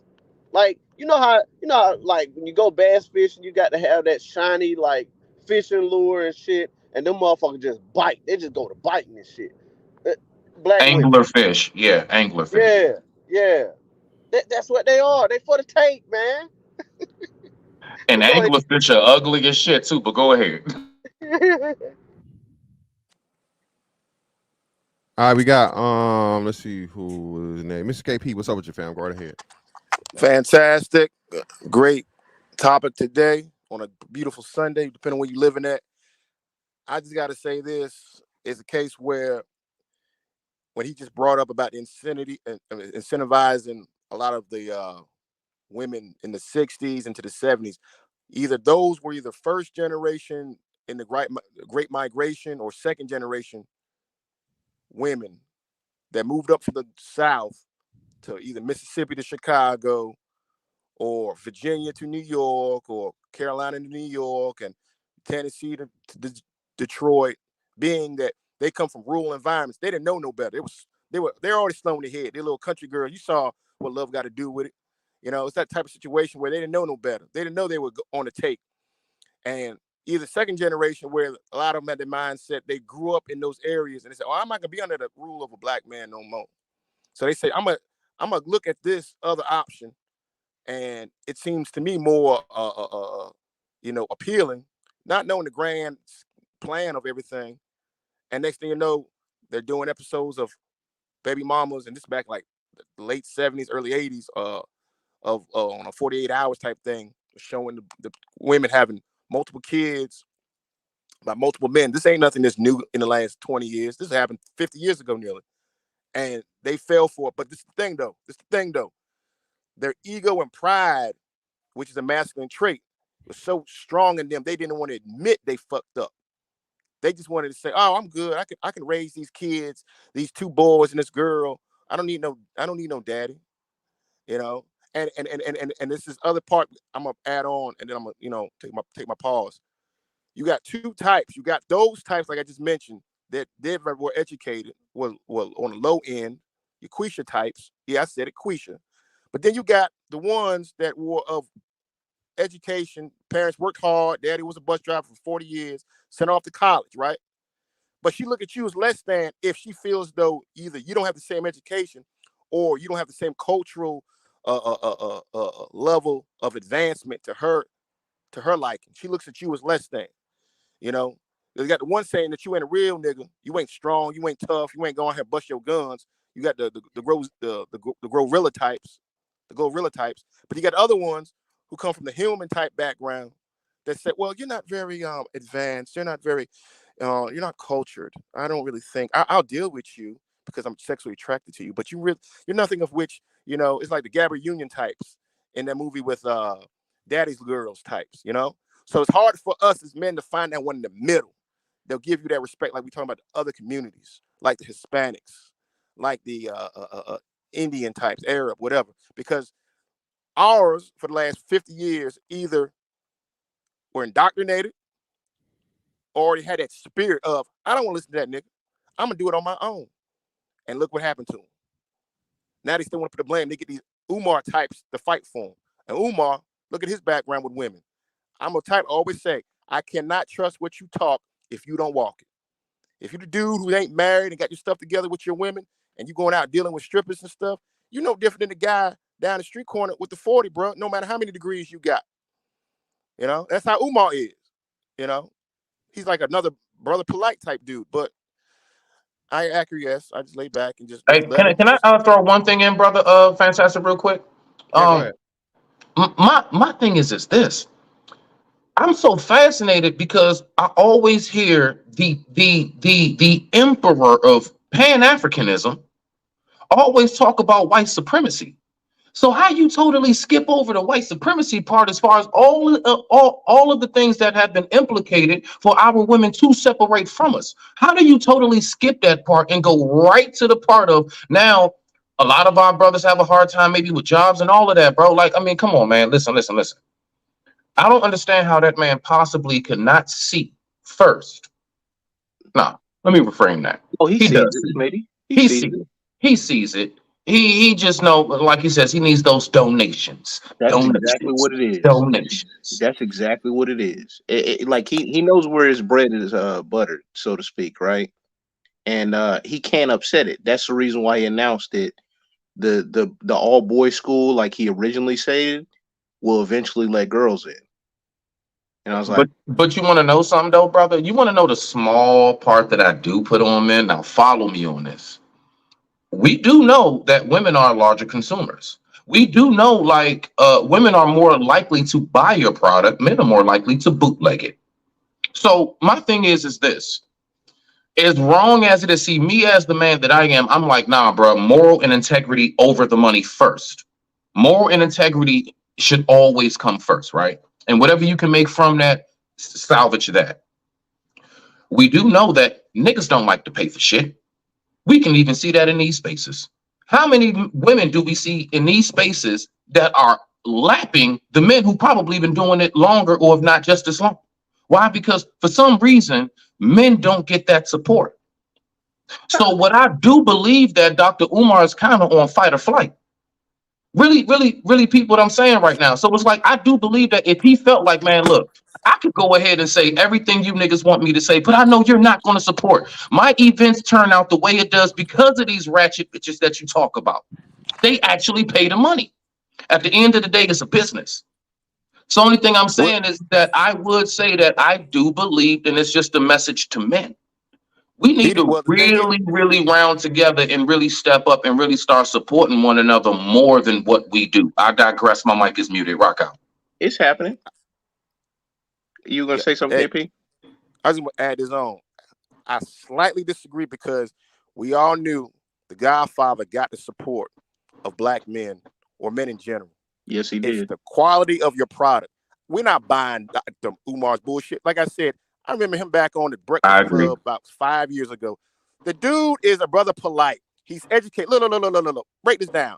If you're the only one in the room and everyone else is Brad, Kumar, Ming, whatever, right? You notice that you're the only dot in that room. You would say, oh, this be my hustle because I'm the only one in this room that looks like me. I got you. Come out being educated, smart. Bruh, yeah, you got education, but you still fucking with strippers, dog. Your background on speed. You lack self-discipline. Let me tell you like this. Education is beautiful because that shows one set of discipline on which you put yourself together on a consistent basis to go to class, write papers, stuff like that. But life discipline just as much. Like you see in the military, Fantastic would testify. When you don't have discipline in your life in various situations, you're not better than the next man because you got a piece of paper on the wall. Yeah, you know, you got 20 kids around here, and I'm not trying to dig on the future, but I'm just saying that shows your inability to deal with certain type of women of a certain level. It's one thing you want to knock a shorty down. I get that, but when you out here dealing with this one, and you wondering why your life's out of order because you don't have discipline. You don't. And Umar no different. Look at his life. He's got the paper, but his life background don't fit it. It doesn't look the same. And he'll spit it to the Quishas because they'll go for it quick. They want to blame us for their bad situation. They want to blame us because they got 4 by 3, you know, and should have 8, but they took something else with it to get rid of them other 4. You know, that tells you they lack discipline. But he'll spit to them quick. The Godfather told them, nah, baby girl, you as fault as much as the man is, and they ain't like that shit. Yeah, but you know something, brother? Watch this. Watch this, though. Majority of women, believe it or not, actually is what made his show. Men, we were the ones primarily watching it. So yeah, you got that on. Yes, absolutely. And definitely Live in Paradise, Brother Samuels. But we have to remember still at the end of the day, dog, it was the women that made that show. Nah, well, they were the window dressing, if you will. But I mean, Kevin got supported by men, like financially, like Yeah. straight up. Like so, it was symbiotic, but it showed a lot of stuff though. It showed that these women kept on lining up to just be on the show, knowing how it was gonna run, and then thinking they were gonna do whatever because the attention was so like intoxicating. They had to get on there. Yep. Had to I have that know attention. thousands are watching me right now. Yep. Yeah, and it's like it doesn't matter how they looked. It's just like the attention, man. And I'm Yep. like, yo, this is a terrible look for some And of you these know women. something? I'm the brother online. Not all the time, bro, but every once in a while, it's just certain things I see that really get me. And I'm that one guy that actually be like, so you niggas find this shit funny, huh? And then here come my own only, man, you need to lighten up, man. Blah, blah, blah. You need to chill out. It's just social media, but no. It's not just social media at this point. It's real life to you niggas. You don't know how to just look at things and play a video game or look at a show or watch a movie. You can't just watch 300 without then dressing like a Spartan and going to work. You don't know how to turn this shit off.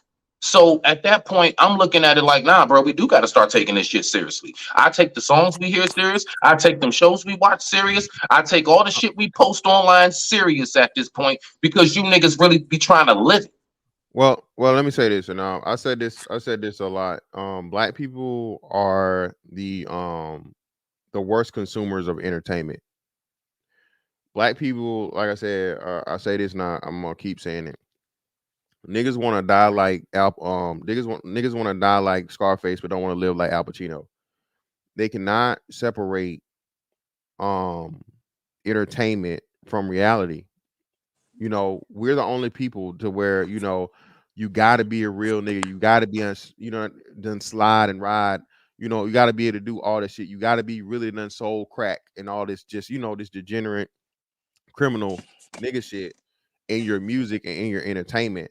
It's like all those people from every other fucking what's name just take it as just music. But we are purposely told that nah, man, this shit real, nigga. I'm really in the field. I'm really out the gutter. I'm really, out the mud. I really done, I done put in work in these streets. I got stripes, so until them charges come. Yeah. And then, so, yeah, man, you really do. This isn't just entertainment because niggas don't understand how to delineate entertainment from reality, man. Unfortunately, the worst at doing it.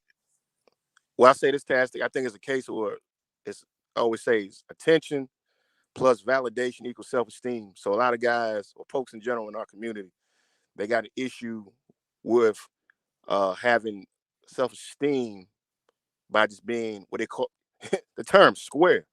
Look, when they ask those chicks on that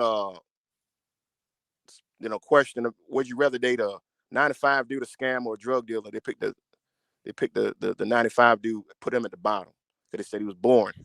That tells you right there that the only way we feel is we can get attention and validation, therefore our self-esteem, is out there. We got to prove we can fast money. You can't be a dude to do enlistment in the military for 6 years or a career because somebody will look at you as, oh, you went the easy route.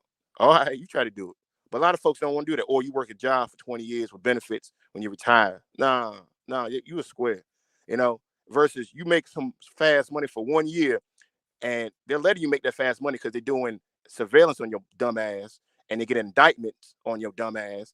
And then it makes their case stick to your dumb ass even better. And now you can do 30 years in jail. Who's watched the Vlad interviews and stuff when he dealt with the guys that had a 2-year run, then they did 30 years in the Fed. But they brag about all the stuff they did in that 2-year run, though. Even though they get out of prison, they're 35 years out. They're 55, 60. The kids are grown with kids of their own. And they brag about what they did in that 1 to 2 year run when they're in the streets, not knowing that was just a project. Yeah. To me, and then keep none of the money. But let me go to True Hype, man. I greatly appreciate your patience, bro. Go ahead. No, it's all good, man. Like like there's so many things, man. Like they keep on popping up. Like I know I share with you on Twitter, man. The Jonah Hill joint. Yeah. I mean, like, yo, like if something ends with me and another woman or whatever, I would hope that it would be cordial, and then we ain't like trying to handle our business in the street or trying to shame people that got like some kind of standard or whatever. Because like people, especially the women or whatever, are coming out talking about like this cat, what I'm saying, is controlling, it's mental abuse, all this shit. And I was like, there's nothing wrong with that message. And there's no context behind it either. And then or the Kiki Palmer joint, man. It's like, all these women gonna cheer for this girl, and then if she falls on hard times or like start struggling a little bit, they ain't gonna be nowhere in sight, man. Not even to give her like, hey, keep your head up. They ain't even give her one of those. This stuff is tripping me out, man. They are misery loves company. And these cats, like, they are just promoting this this perpetual misery. Like even like the Gabrielle Union Taraji P joint on that red carpet where they got their backsides exposed. Yeah, and the see through with the titties out. Yeah. I'm like, yo, come on, man. These are supposed to be the elder women. These are supposed to be the women that teach the young women how to be women, bro. Like I said, bro, it's no chance, bro. And it's sad to say, and it's not defeatist. It's not a black pill thing. It's just accepting that reality, man, and moving accordingly. Again, bro, like you said, when even worse, again, but like I said, these are the famous women, right? So imagine like the women that are every day these young girls are around. You know what I'm saying? Yeah, and they be talking about independence this and independence that, but then they gotta like go and get something from somebody, or they need alimony, or whatever. Shout out to Florida for ending the lifetime alimony. You know what I'm saying? Like, I'm like, there's a lot of things that need to be corrected to like reverse the perverse incentives to kind of like level everything out. But it's just like, it's really tipped in one side, and if you go and say anything against like some in certain women, they'll show one side of themselves. You know what I'm saying? And then quickly switch it up whenever like they think it's in their favor, which is crazy, man. But if I tell you outright that, what I'm saying, like, hey, I only accept this, that, say, oh, you got, you too picky. I'm like, no, I got standards. And then you're not going to shame me out of that. In the black community truly needs to look in the mirror, man. And anybody that like holds it up seems like they're shamed or like, kind of embarrassed or you're attacked like a dog. Well, no, again, it's a part of the bees protecting the hive, man. That's what I'm trying to get over. Most importantly, is look, bro. A lot of this time, and a lot of these situations, man, bro. This is years upon years upon years. Not just you, bro. This just precedes you. This is unfortunately, if there's any culture, black culture is whatever the black women say it is. That's really what we really got it. Like black culture is what black women want you to do and expect you to do. That's what black culture is. Okay. Well, fantastic. I even push back against that a little bit because they absorb through media what they're willing to accept. Who's like actually leading the media? It's not black women. Well, even still, but that's what I'm saying. But it's even though that's not where it comes from or whatever, even it's not original thought. For you, the black child, the black boy, the black girl, all they know is that. You see what I'm saying? They don't know where they're getting it from. They just knew who giving it to them. You understand what I'm saying? And the most important part of like, because black women are given like this messiah or this goddess, this deity, this deification. So where they get the information from, you can't even ask them, right? You ever tried to fucking get in an argument with your mom or as a kid or something, be like, nah, mama, don't tell me nothing, boy. You know what I'm saying? What you seen somebody else, whatever, who you don't talk back to me, don't this, don't that. And it's like, I'm simply telling you how to do something the right way. I done seen female teenagers talk to 40 and 50-year-old men like they were sons. Yeah. That is outlandish. Yeah, that's what I'm saying. That's what I'm saying because that's passed down learned behavior. That's again, bro, a case study really needs to be done on black people, because if you were able to figure out the mentality and not even say fix it, just get rid of some of these just extreme reactions that the black community, the black race, the black demographic, what we want to call it, has to the straight black man, the upstanding straight black man, non-criminal, hardworking, good character, actually genuine good person, and the hatred they have for that fucking man, bruh, there'll be so many fucking different levels and doors and whatever open from a psychological standpoint. You wouldn't even like, it'd be groundbreaking, right? Fucking just changing, right? But again, like I said, it could never ever happen because, oh nigga, you just soft. Oh nigga, you just can't get no pussy. Oh nigga, you just mad because the hoes don't like you. Oh nigga, you just ugly. Oh nigga, you ain't no millionaire, so you broke. Oh, 6 figures ain't no money. So you see what I'm saying? So it's like the shit that actually needs to be done, bro. You can never ever get to it because niggas don't want that. Like you said, niggas want to be the fucking hood superstar, want to be the fucking king of nowhere and known by a whole bunch of nobodies versus being a man amongst the world. You see what I'm saying? So I don't know. Brother Fantastic, briefly, and it's funny you say that because I noticed like, and I'm no like philanthropist or no huge business guy, but I do at least got the basic 101 stack. And it's crazy how our women keep on talking about, like how you said, oh, 6 figures ain't no money and everything else. Well, if you know anything about business, then you know that it's not necessarily how much a person makes, but how they utilize their funds. Bro, I got a couple of homeboys. Yeah, I got a couple of homeboys. I'm talking about like my one buddy, he make like almost 250,000 a year. All right, surgeon, right? But the thing is that he's in heavy debt. Here it is. I'm a little under 100,000, and my shit's paid off. No mortgage. My car's paid off. Everything else. See, because it's all about how you utilize the money. And for some reason, our women, they be so asphyxiated on a number and the title of a career. And it's like, dog, do you not know how many lawyers are broke for real? Bro, lawyers and doctors. Like, stop it. But It's not about that.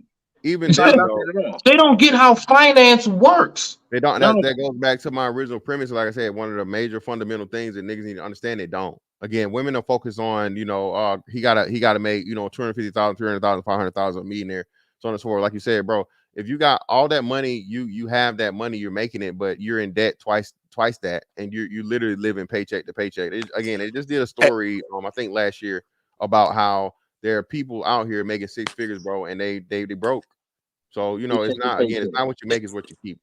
Hey, but it's not about that though. Here's what it is.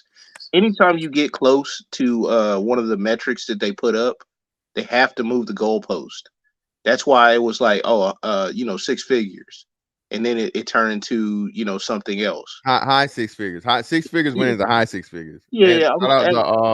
Man, I'm trying to fucking I don't know what the fuck is going on with my today of all days, man. This StreamYard is acting up. It pretty much dropped my YouTube for some reason, so I can't highlight you guys' comments.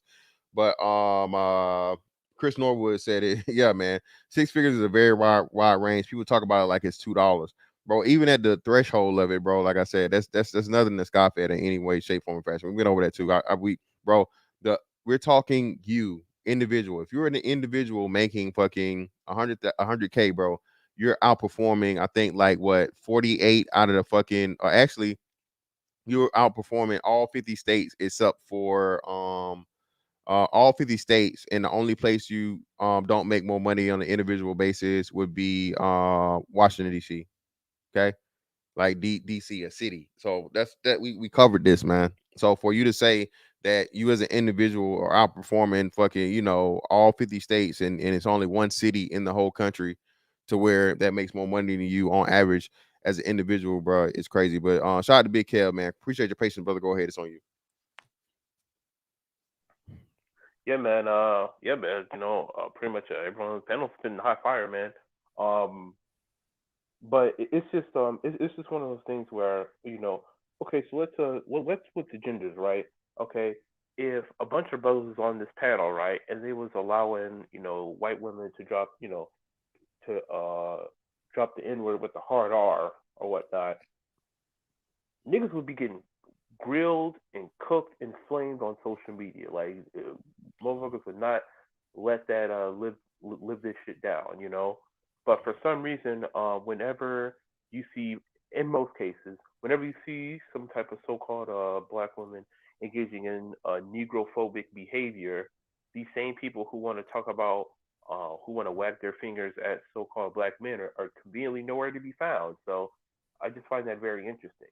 And then on top of that, it's as I was saying on somebody else's panel, you know, part of the reason why this space gets so much flack is because we're basically exposing how the vast majority of the people that are put in front of so-called black men as quote-unquote community leaders and these moral authority figures, you know, like these preachers, these pro-blacks, these hoteps, these feminists, et cetera, I'm like, these people have more character flaws than, way more character flaws than the so-called working class, the working class so-called black men that they talk down about, you know?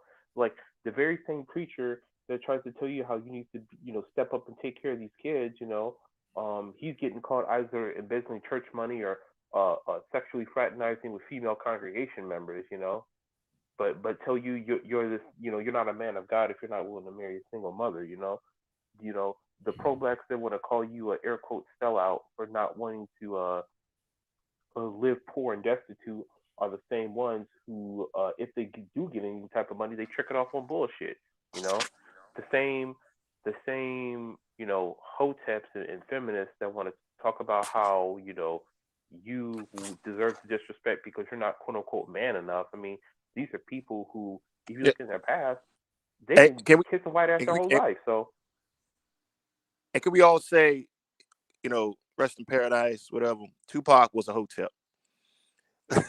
You know, it's funny. Everybody talks about Jada and all that, in which, you know, I don't think he really was into her.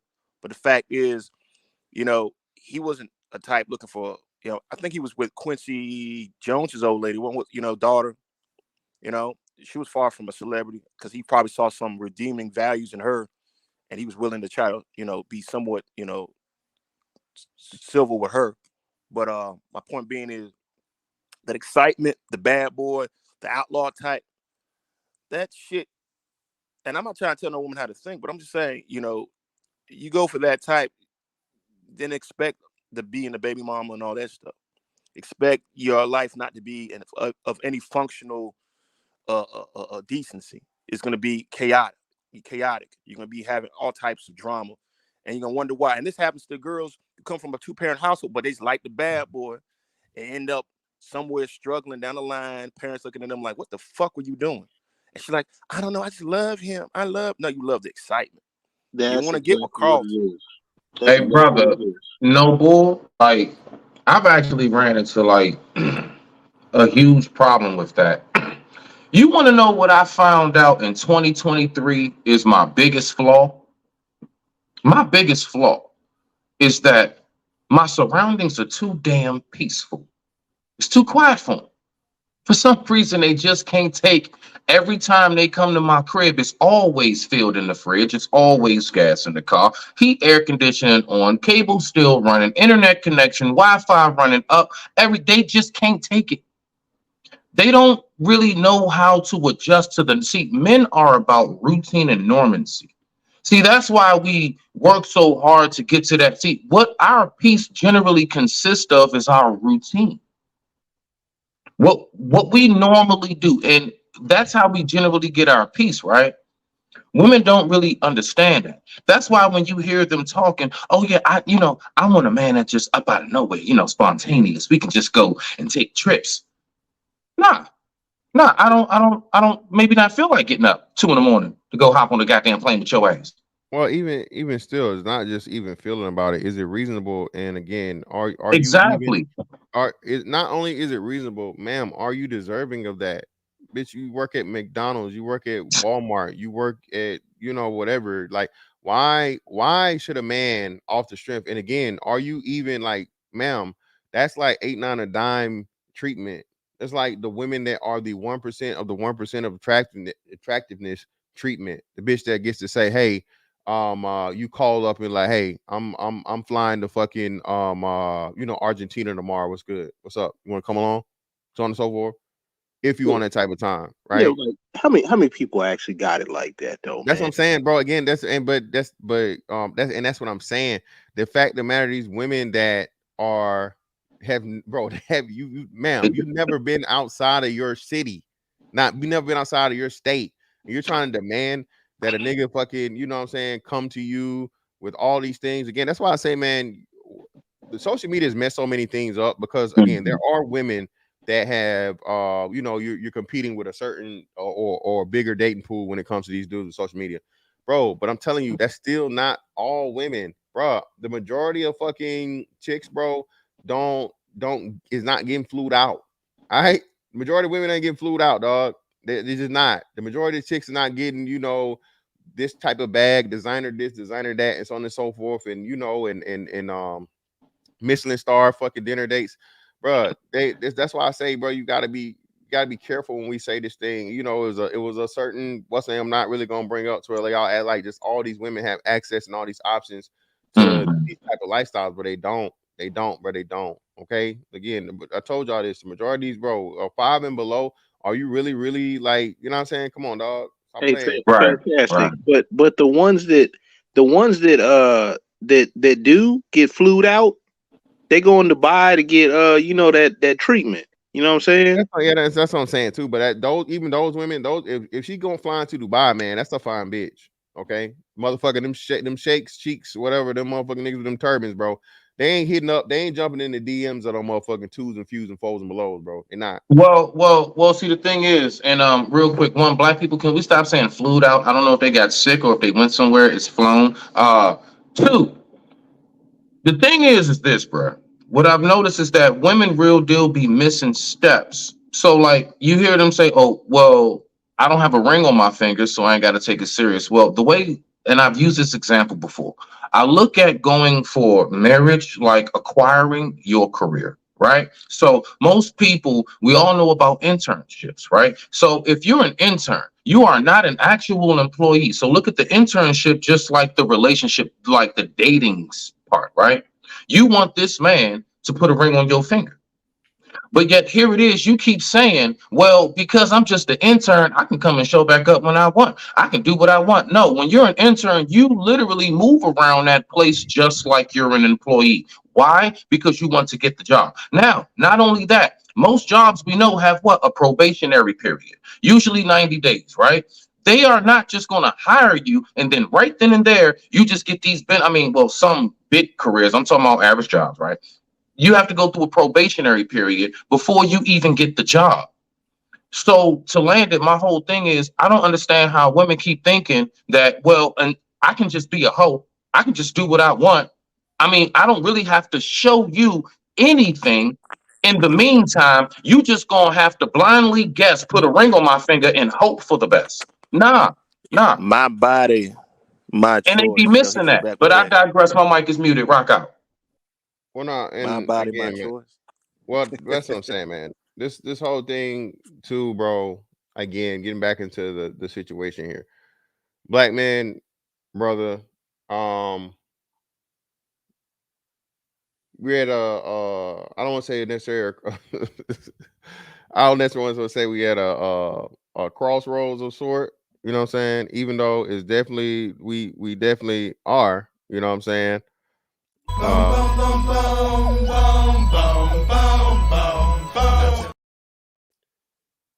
The accepting, bro, that we're gonna have to prepare our sons, our nephews, our godsons, little homies, whatever, bro, to look elsewhere, bro, is just here.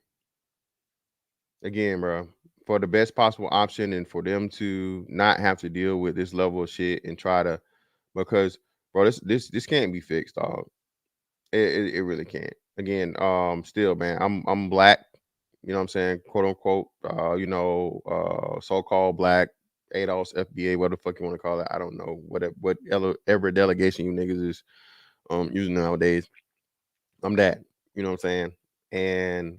But in order for the next generation to be able to just operate, man, with some type of human decency and just, bro, not suffering and dealing with shit like this. Listen, man, y'all niggas literally had a month, okay, a month of coon this, coon that, boycott Pearl, all this other shit over this same mixed boy, whatever he is, Nick Fuentes, and I still don't know who the hell Nick Fuentes is. I still don't know, right? They ain't got no smoke for him directly though. It's all indirect. Yeah, So like but those same people that were castigating Pearl for quote unquote platforming, what's his name, ain't got nothing to say when he's on there getting bigged up by these women. Now they could sit up here and say something about Fresh and Fit, but it's the women that well, were you can't. But that's why I say Fresh and Fit is really not even, because the women the women encouraged it and rewarded him for doing it.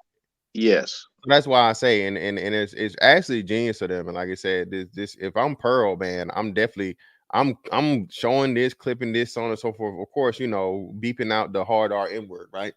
But being like, hey man, where y'all at? You know, where the pitchforks, where the torches, where are we talking about here? Well, These hold on real quick. Let me say this. I gotta say this. Black women came after Pearl, right? And then of course group black men in it and blame black men for y'all platformed her, y'all built her up, y'all supported her, y'all made her the king of the manosphere. The white woman is the king of the manosphere and the king of black content creators. All right, cool, right? And we kept telling y'all, no, that's not the case. No, that's not it. Like y'all just gaslighting, y'all making up a whole bunch of bullshit. But again, you got a woman in a kente cloth and a fucking camouflage jacket, bro, with the black power fist in the air, kissing a white boy that said hard R N word live in studio. Hey, but mind you, hold on, real quick. My bad. Mind you, a bitch swung on Tommy Sotomayor now over talking about getting some pussy of her best friend. The bitch swung on Tommy, put hand, like punched him. Tommy Sotomayor got swung on, actually got punched by a bitch, bro. Black woman over talking about, bitch, you ugly, and I really don't want to fuck you. I fucked your friend. White boy says hard R N word and says, hey, nobody's gonna punch me, right? Nobody's gonna touch me. None of these bitches gonna do. None of the fucking ancestors possessed y'all who were Ocean, no Ocean motherfucking came down from the skies or from the earth and engulf you bitches, and y'all motherfucking laid hands upon this fucking confused ass white boy head. Hey, the Pearl thing was straight up jealousy though, because that's the spot that they want, that they feel they deserve. You know what I'm saying? And it's even worse now. She went on like Piers Morgan.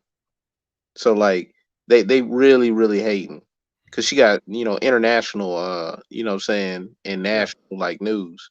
And she making the rounds on all these like national news outlets, whatever is a headline. Yeah, I talk, bro. Listen, niggas never made up enough of her, never made up enough of her fucking thing for it to be a factor. Anyway, it was just one of these things again to come at black men, right?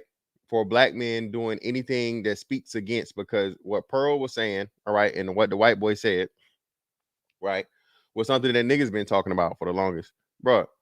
A lot of you niggas are lazy.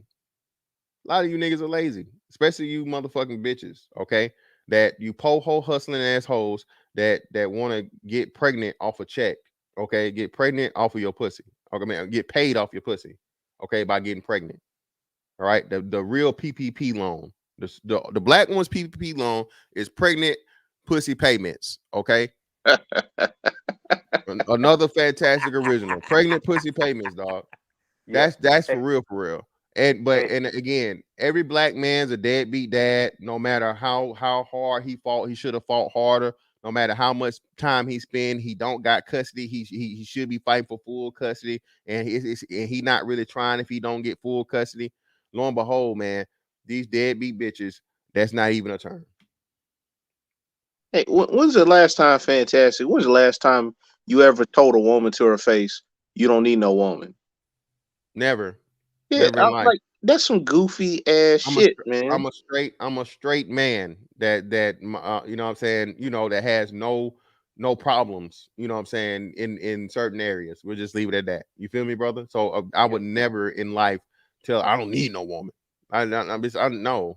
Which again, needing a woman, no, not cool, fine, or whatever. You know what I'm saying? But you serve a purpose to me that I definitely need. So there's no point in me, like bitch telling the world. Black and then like it did True Hype. That not just that, right? They specify it as to where they blanket statement black women don't need black men, period. Because you ain't about shit, you're dusty, you're broke, you're down low, you this, you that. So every black man is blanketed with that statement, right? So they apply that to a whole race and a whole fucking group of men, bro, just across the board. These pandering ass niggas don't even understand, bro. They don't like your ass either. They want Nick Fuentes. They want the Nick Fuentes out here. They want the white men or whoever that's gonna fucking, call them fucking, hard R motherfucking N-word, sound like a fucking pirate, and then getting attention from them. That's what they want, man. Yeah, yeah, and going back to what you're saying, yeah, with the Nick Fuentes, because remember, guys like Jason Black, FD Tickapar, etc., was talking about, Pearl, Hold on real Pearl is quick. the king of. I'm sorry. Hold on real quick. Let me see something. Aaliyah, again, man, I don't know what's going on with StreamYard. I'm sorry, I can't highlight the comments, but I got the thing pulled up to see it. How you finna come in 2.5 seconds and not say sorry or absolutely take accountability for what you did? You slut the woman of your child, the very same women you call wifey but ain't your wife. Again, ma'am, a wife, you don't need a license to have a wife, brother. I mean, sister or whatever you are. This weird spelling of Aaliyah that you did, I don't know, but yeah, you. And she's more again, like a concubine more than a wife. Fantastic. Either way. I mean, but that's what I'm saying. That woman allowed that man to do that. Why would you allow that man to like you said, in 2.5 seconds hit you with the money bag, yo, and that like y'all not on that level. Ask yourself that question. Just PG for the 5. Oh, and shout out to my man, Sir Tice, man. Shout out to Sir Tice, bro, for the 5. Somebody he's from the gym, man. Greatly appreciate it, brother. For supporting me on Sir Tice. And got Just Peachy again, man. I don't know what the hell's going on this thing. Hello, fantastic. Any comment on the black men that allowed the word to be said on their platform and laughed at it being said? Just Peachy, I covered that. For one, these aren't black men. These are pretender niggas. Okay. Fresh and Fit, Abin Preach, all pretender niggas. So I've covered that. I actually did a live stream on that specifically. So everybody talking about me not addressing this, I've been addressed that, but I don't hold them responsible because they don't have no responsibility. They're not black. They say they're not black. They pretend to be black, but there's a reason why Fresh and Fit purposely stay away from the racial angle of black women and this and stuff or whatever, blah, blah, blah. Okay. It's not a coincidence though that they had an all black panel for this one. Okay. See, look, that's why I say, bro, no matter what I think about Fresh and Fit's, what's the name? Bro, this is business. I understand it. So you can't take business personal. But you guys understand they usually have Hispanic, they super heavy on the Hispanic chicks or whatever. They in Miami, right? They got the sexy Latinas in there, and they get you the Asians and stuff every now and again. The white girl, just on and so forth. This panel, though, all black. You think that was a coincidence? Hell no, nah, man. They cast those damn things. Exactly. Mr. Speak on it. Somebody told me about it. I haven't watched it. I don't know. Charleston White versus Princella Clark. I haven't seen it, man. I'm gonna go look at it. Y'all know me, bro. I leave shit alone, so I don't want people to act like I'm stalking them or whatever. I say my piece for the time I say my piece. So I guess if y'all want me to, man, I'll look at it and see what's going on. If somebody shoot me a link to it, put the link in the chat, man, or hit my email to give me that video, because Mr. Speak on it, I heard somebody else told me about that, and I didn't even know what happened. So it's Princella that chick to be trying to talk. The queen maker, yeah, try to talk like a fucking a pastor pimp. Yeah, she's not like a dude though. She's been getting done up the last couple of months, but if you look at her old videos, she was real butchy, but she be dropping some jewels to a degree, trying to be like Kevin Samuels, but she's far from the Godfather. She's trying to say men are incapable of love and Bro, with that bitch ain't dogs. dropped And she one must have got jewel. done wrong Everything, in her past, but yeah. yeah, everything she says, bro, has a extremely, extremely toxic feminist twist to it, bro. So I can't say she drops any gems, bro. I can't say it. No. And like I said, I y'all know me, man. I done debunked a lot of shit this woman done said, bro. It's just like it's ridiculous. I don't even Oh, care. the man man, needs yeah, to be man, straight led by the goofy. woman. It pretty much is Yeah. a clout chase. Let's not forget, clout chasing. Best way is to sound real extreme in her situation to get more people to look at her stuff. But yeah, she's the Charleston And, thing was kind of and crazy to speaking me. of, this is a great thing to segue into this because you know she claims to have her liquor license, right? So let me see. Oh shit, hold on, let me go back one. Y'all, you see what it says. Oh, let me see. Let me make it a little bigger. Hey, after that, fantastic. I think Kev had something. Shit, hold on.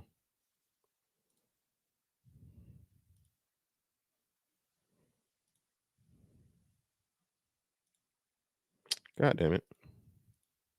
There you go. Go ahead, Kev.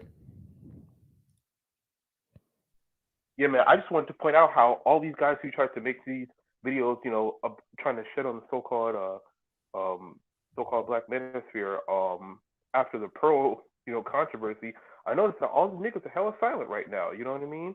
You know, I just look at it like you said, you know, especially after this debacle with Nick Fuentes on Fresh and Fit. I'm like, okay, paging Dr. Umar, FD Signifier, where you at? You know what I mean? You know, y'all made videos. Yo, Jason Black, you know, Black Authority, where you niggas at? You know, y'all talked all this shit about how we quote unquote made Pearl and how, you know, we're like opening the door to so-called white supremacist rhetoric and all this other shit. Yet when you see these broads basically giggling like a bunch of schoolgirls when Nick Fuentes drops the hard R, you know, they're nowhere to be found, you know? So, you know, just like you guys pointed out, like this whole trying to crop on the space, it's just a glorified clout chase. And like I said before, they hate the fact that we're willing to say the quiet part out loud, that most of these people that are put in front of us as our moral authority figures, they're more fucked up than we are, you know? They just don't want to say it because, I mean, hey, that's a bad look, but it's already a bad look enough, you know what I mean? It's already a bad look enough just looking at how much rampant dysfunction is going on in the so-called community. So I mean, you know, it is what it is. Well, let me see. King Kaizen AMV saying it's just business. Is a cop that too many people use nowadays to justify fuckery. No, bro, it's not just nowadays, bro. It's always been a thing. I'm not justifying it. It's just it's not gonna change. Fresh and Fit's not gonna stop tomorrow, bro. Fresh and Fit's not going anywhere. Listen, as a man, bro, being logical and practical is like foundation that you need for your healthy existence. If you constantly worried about shit or rail against some shit that you're never ever gonna really change and never really gonna, you know, have an effect on us on the phone, bro, you go crazy, right? That's why I'm saying this to you guys and reminding you, or just bring to the point, bro. Black women are not your women, man. I'm sorry. Okay, if you think they are, man, you're gonna have a hard time, and you're gonna emotionally attach yourself and emotionally invest into something that's never gonna give you a proper return. More likely than not. Is it impossible? No. Is it probable? No, either. You know what I'm saying? That's what I'm saying. Is it impossible? No. But is it improbable? Yes. Okay. Impossible, improbable. A lot of people don't understand the difference between those concepts. Another one. I was gonna do I'm still gonna do it, but I was thinking about this too. Unfair and ain't fair. That's another thing too. Listen, again, man, I'm here to try and give you guys tips and tricks to make yourself your life a little bit easier, make yourself happier, man. Because again, we've been told. I heard niggas say in this space on this platform, you ain't supposed to be happy as no man. You want happiness? What you worry about happiness for? And I was like, when niggas said that, niggas was like, yeah. A man ain't supposed to be happy. And I'm like, whoa, brother, what? Like, what the fuck? Like, you hear yourself? A part of it. that happiness exists, brother. So it exists for a reason. That means you're supposed to fucking experience it, and not just when you busting a nut, not just when you out here getting high, getting drunk, or whatever the fuck, bro. You need to be able to have happiness, brother. You know, just in finding things or something that you enjoy, something you like, that brings you peace, that brings you tranquility, all these different things. All right. Again, it's a part of the indoctrination, man, and the programming and the lies black men have been told as to where you just motherfucking eat, sleep, shit, work, suffer, die. Brother, it's Exactly. more than life than that. No. And far too long we've been going along with that shit. And you know, and you put up with it, man. Cheaper to keep her. You make it work. You this. No, nigga, no, bruh. No. You do not keep trying to fucking convince a person to treat you the way you deserve to be treated, brother. You get the fuck up out of there and you go elsewhere. Okay. All right. The problem is that, like, for black men, right? If you once you understand and realize you deserve any type of human decency and treatment, you being sassy, you being like a woman. No, you're a fucking human being. Men and men of other cultures don't have to put up with the level of disrespect and being tried, or even, you know, any of these difficulties, because their culture sets the foundation as to where that man's supposed to be respected at the utmost. You know what I'm saying? All right. That man is the fucking beginning and the end of most things, if not all fucking things, bro. And he's to be respected. Even when he's struggling and he's building himself up to be great, you support him in that. You don't tear him down constantly and remind him of how, oh, nigga, you trying to be something, but you really was this and you never gonna be this and that. And then when he gets there, you still tell him it's not enough. Again, bro, if you do not have self-confidence in this world as a black man, bro, you're going to have a very, very, very difficult and unfulfilling life. Okay. It's going to be extremely, extremely difficult, extremely, extremely unfulfilling, dog, because people are going to fucking attack you. And as soon as you get any type of success, any type of emotion, anything really positive going, they're going to fucking humble you down. And it's not even a humbling, literally just like browbeat you down, bro, into a state of insecurity and unsurety as to where you don't even recognize the greatness that you've done. And that's what I'm trying to wake you brothers up to understand, bro. Confidence is one of the most powerful fucking things on the planet. All right. No, you can't name me a great man that doesn't have confidence. Why? Because you have to have the belief in yourself and be able to ride through the trials and the tribulations and the hard times and still believe what your dream, what your goal, what your whatever is going to be outcome is going to happen in spite of the hardship that's happening right now. That's something that black men are not taught as black boys, and we have to figure out on our own in adulthood. Okay, which in itself is fucking just, it's astonishing. It really is, man. Okay, but that's just what I'm here to remind you guys of, dog. Again, you know, this is just me, you know. But let me see. Shout out to Jordan Turner. I'm looking not for a woman to grow with. I'm looking for a woman to grind with, a woman to build with. I'm building it all myself and bringing the woman into my world. Well, Jordan Turner, brother, that's the way you want to do it. I would say this. This would be my suggestion or my take on that. No, you actually do need to grow with that woman, so both of you have a respect for and an appreciation of each other.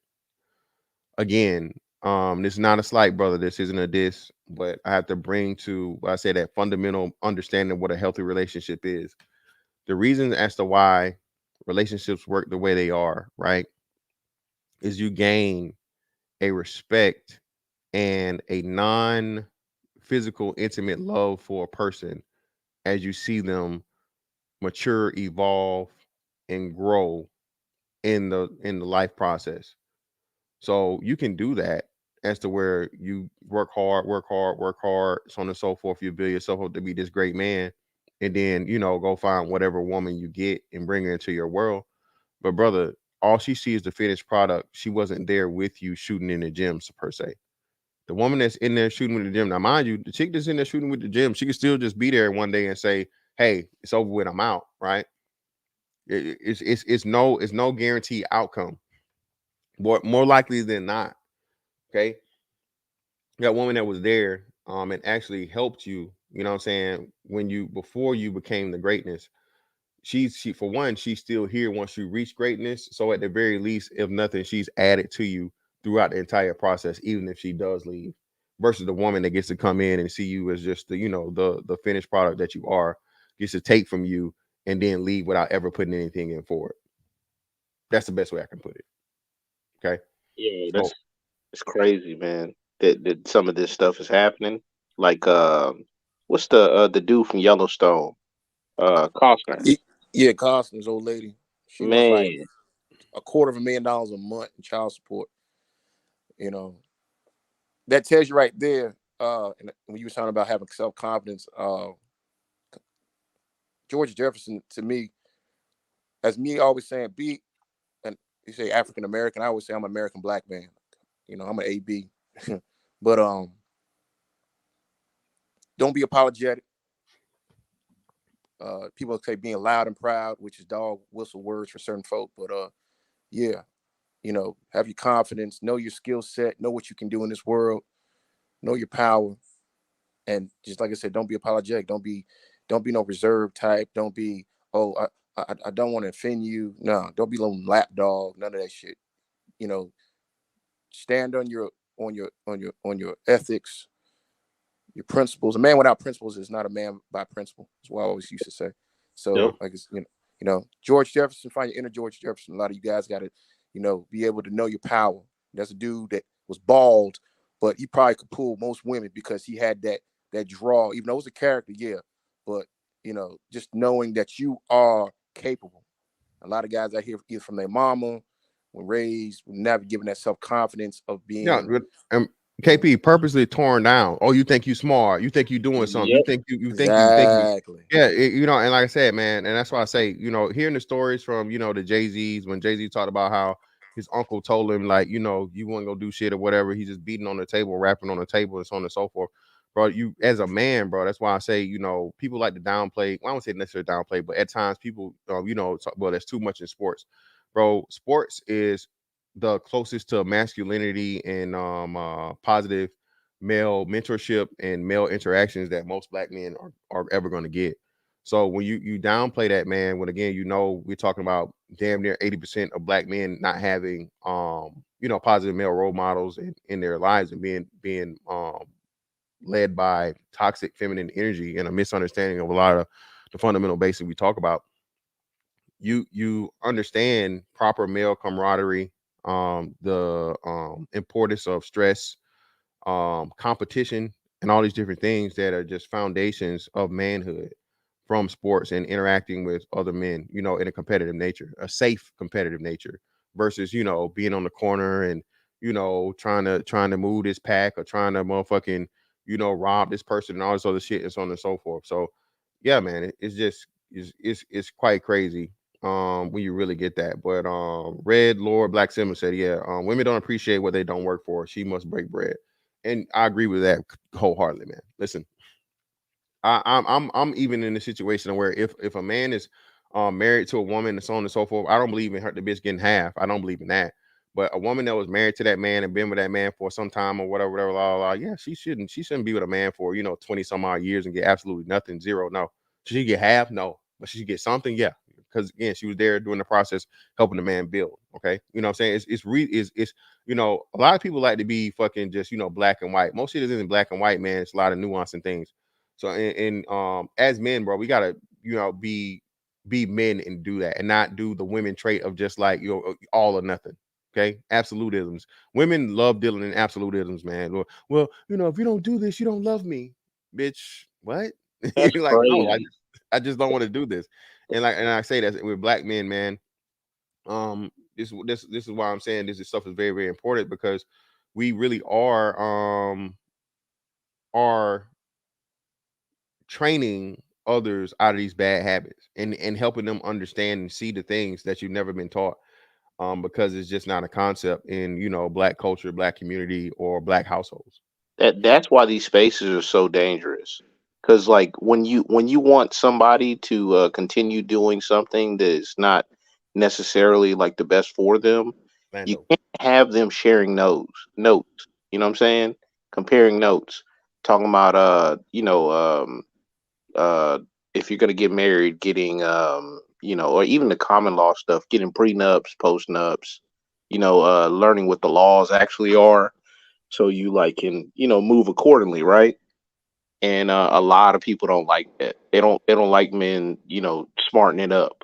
They don't like men like knowing what the system is. They don't like men advocating for the changing of the laws.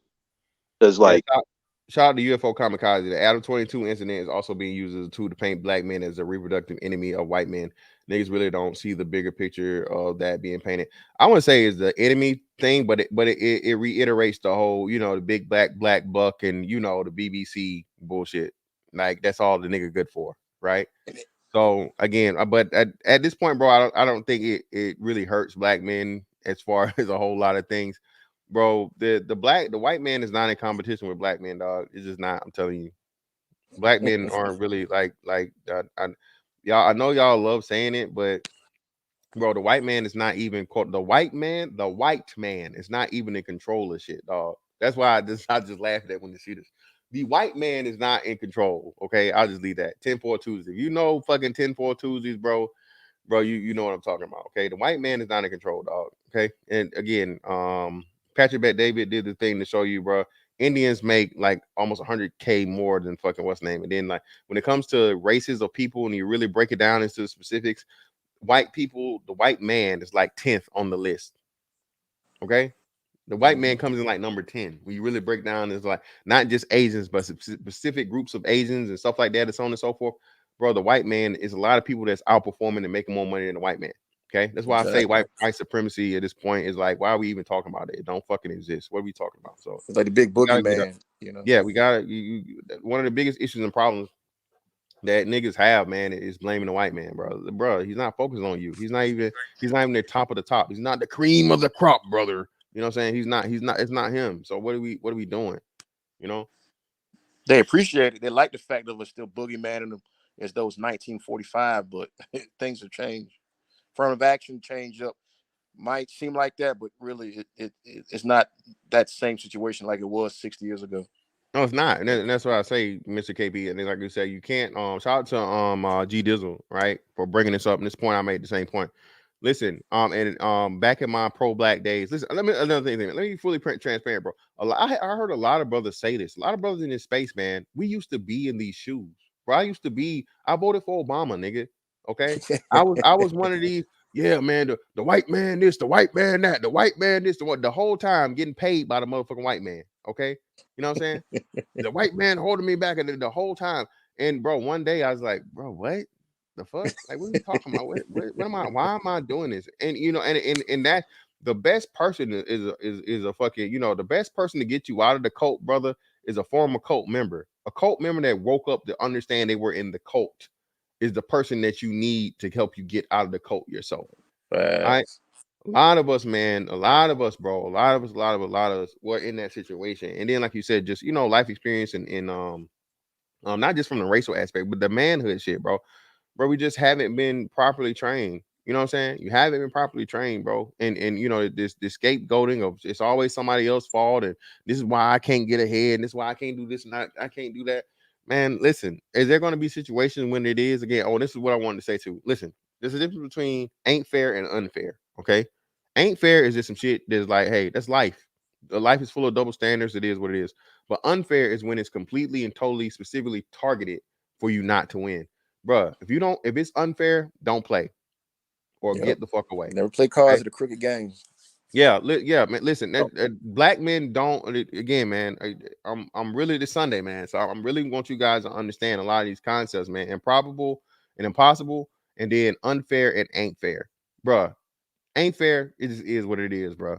Hey, you take it. You take it or leave it. No matter what you do, it's just the way it is. R.I.P. fucking Tupac. Okay, that's just the way it is, man. Okay, okay. But unfair, nigga. Bro, you don't gotta participate in unfair, dog. Or if you are participating in unfair and you don't say nothing, it's your fault when it remains unfair. nigga, drop your nuts and complain. Drop your nuts and do something about it. Okay, that's the difference. I've been in that position, and this is one of the things what you're not gonna be liked about. Oh my God, he's saying something. He's complaining. Oh shit. He's disrupting the Yeah, situation. he's rocking the boat. Yeah, bitch, I'm rocking the motherfucking boat, and I will turn Agitator. this motherfucker over with you in it. Okay. All right. That's what I'm saying, man. Again, we are conditioned. Black boys are conditioned from the thing to just shut up and take it. You shut up. You do what you're told to do, and you don't you motherfucking, everything from the house to the church to all this other stuff. Don't you question? Don't you ask no questions? You know what I'm saying? It's like, well, how am I, if I don't ask questions, how am I ever going to learn? Or how am I ever going to reassure myself in, you know what I'm saying? And what I'm supposed to be believing in, all these different things, man. So yeah, man, listen. At the end of the day, man, listen. These are your queens, brothers. Okay. Why when you said that, man, I heard that black dude from the Coming to America singing that Queen song. Oh, she's so queen to be. In actuality, that's the best one to go for now. Yeah, man. Listen, bro. Listen, bro. Listen. I want to see how this is gonna happen. I don't expect to see a whole bunch of anything or nothing coming from Tariq Nasheed, Dr. Umar, the faceless nigga on YouTube. I don't the stripper bitch, the ex stripper, she not finna make no big deal out of it either. Because why? Ain't no white person involved other than Nick Fuentes. Okay. And black women, and they don't want to bring shame and proof to what we've been talking about. Again, shout out to Grinch, Daughters of the Slave Trade. Oh, that was a poor interpretation. That wasn't what that was. Listen, bro. Again, was it one in particular person that said, I'd rather be the white man's whore than the black man's wife or some shit like that, right? You know what I'm saying? I'd rather be the whore of the white man than be the queen or the wife of the black man, bro. Listen, dog. That's facts, bro. You seeing this right here, bro. Hey, that's that demon shit, man, where people be like, I'd rather, reign in hell than serve in heaven. Yeah, exactly. And black women remixed it. Black women remixed it. Yeah, forget all that, man. Black women black women remix that shit, bro. Yeah. So have that understanding, man. And again, bro, get in where you can fit in. You know what I'm saying? I mean, again, I gotta say it, but it's not all of them, not all, but it is a minority. I told y'all, I'm seeing this more and more every day to where black women are just hating black men, bro. And this right here just, bro, it's crazy. Hey, fantastic. All right, so you ever heard of the term flat blackness? No. All right, so like I heard Dr. T make this up or whatever, and I think it's a pretty good term, or use it anyway, where it's like flat blackness, where all black people are basically the same. I think there's like a flat femininity kind of thing too, to where the respectable woman will defend, the chick out here moving around shiesty. You know what I'm saying? Shooting, drug dealing, got murder on mine outside the clinic. And this is crazy, man, because look, if you're supposed to be upstanding like a good person, you do not defend foolishness or outright evil acts. You just don't. But she came from a bad environment. You don't know her environment. I don't care. You're judgmental. You shouldn't hold against her choices. Her choices. We got Nick Penn. We got Nick Penn in the building. I watched the whole podcast with FNF or Fresh and Fit and Nick, and the black women mostly stated they didn't want to date white men. Okay, their actions say something different though. If they didn't want to date white men and not attracted to him, why would they encourage him? And I'm confused. And then I'm pretty sure one of the main people that said they didn't want to date white men was the bitch that kissed him in the motherfucking kente cloth and the camouflage. I'm pretty sure she did. Oh man, like I feel like, hey, you gotta be like Alexa, play Black Girl Lost. Yeah, man, it is what it is. Yeah, bro. Again, like you said, bro. A wise man once said, man, everybody has a price. Money, money, money, money, money. Listen, dog, especially in Miami, and the one girl is the main girl there, or the next to him was a stripper, or so on and so forth. Listen, bro, that come on, man, these hoes are going, dog. Can we be for real? As many white boys that came out here and exposed the bullshit that these women do to where regular schmegular, regular fucking white boys, bro, just none of this shit is required. They ain't gotta have no swag, no riz, no charisma. They don't gotta be in shape. They don't gotta be, these fucking physical fucking gods, and and just these epitomes of physiological motherfucking perfection. Come on, dog. I don't know. It is what it is. Wait, that's what I'm saying. Exactly. But hey, man, listen. Hey, I greatly appreciate you guys, you brothers, for coming up, man. You got this thing. I had to get here. Yeah, man. Appreciate you, bro. Yeah, salute. All Salute. right, for sure. Appreciate you, True Height. And listen, man, I try to get these things out here early, man. You know what I'm saying? Hey, show your boys some love. Make sure you guys are sharing this, liking and sharing it, of course. Follow me on all my socials, man. Again, when I hear this stuff, man, that's why I be doing these early morning joints. I know this stuff is gonna pop off. I was the first one to really get on and hit on the Keke Palmer shit, so on and so forth. I know, bro. I don't know what the hell is going on with StreamYard. Like, they dropped my whole shit dropped. Like, I can't even see you guys comment. That's why I came in and out a couple times, because I'm trying to refresh it and get it to pick back up. But it picks up for like a couple of comments, and then it drops back out. I have no idea how or why. But again, man, brothers, listen, man, we are making a difference. All right. Okay. Rome wasn't built in a day, as they say. Okay. And black men will not get out of this fucking this sleep and slumber that we've been fucking lulled into for going at least 2.5 generations now. Okay. It won't happen overnight, man. But the work we're doing right now, more and more brothers are speaking up every day. Shout out to Red Pill Awareness, man. And the other brothers out here talking about stuff like this. Listen, man, we need to hear you, man.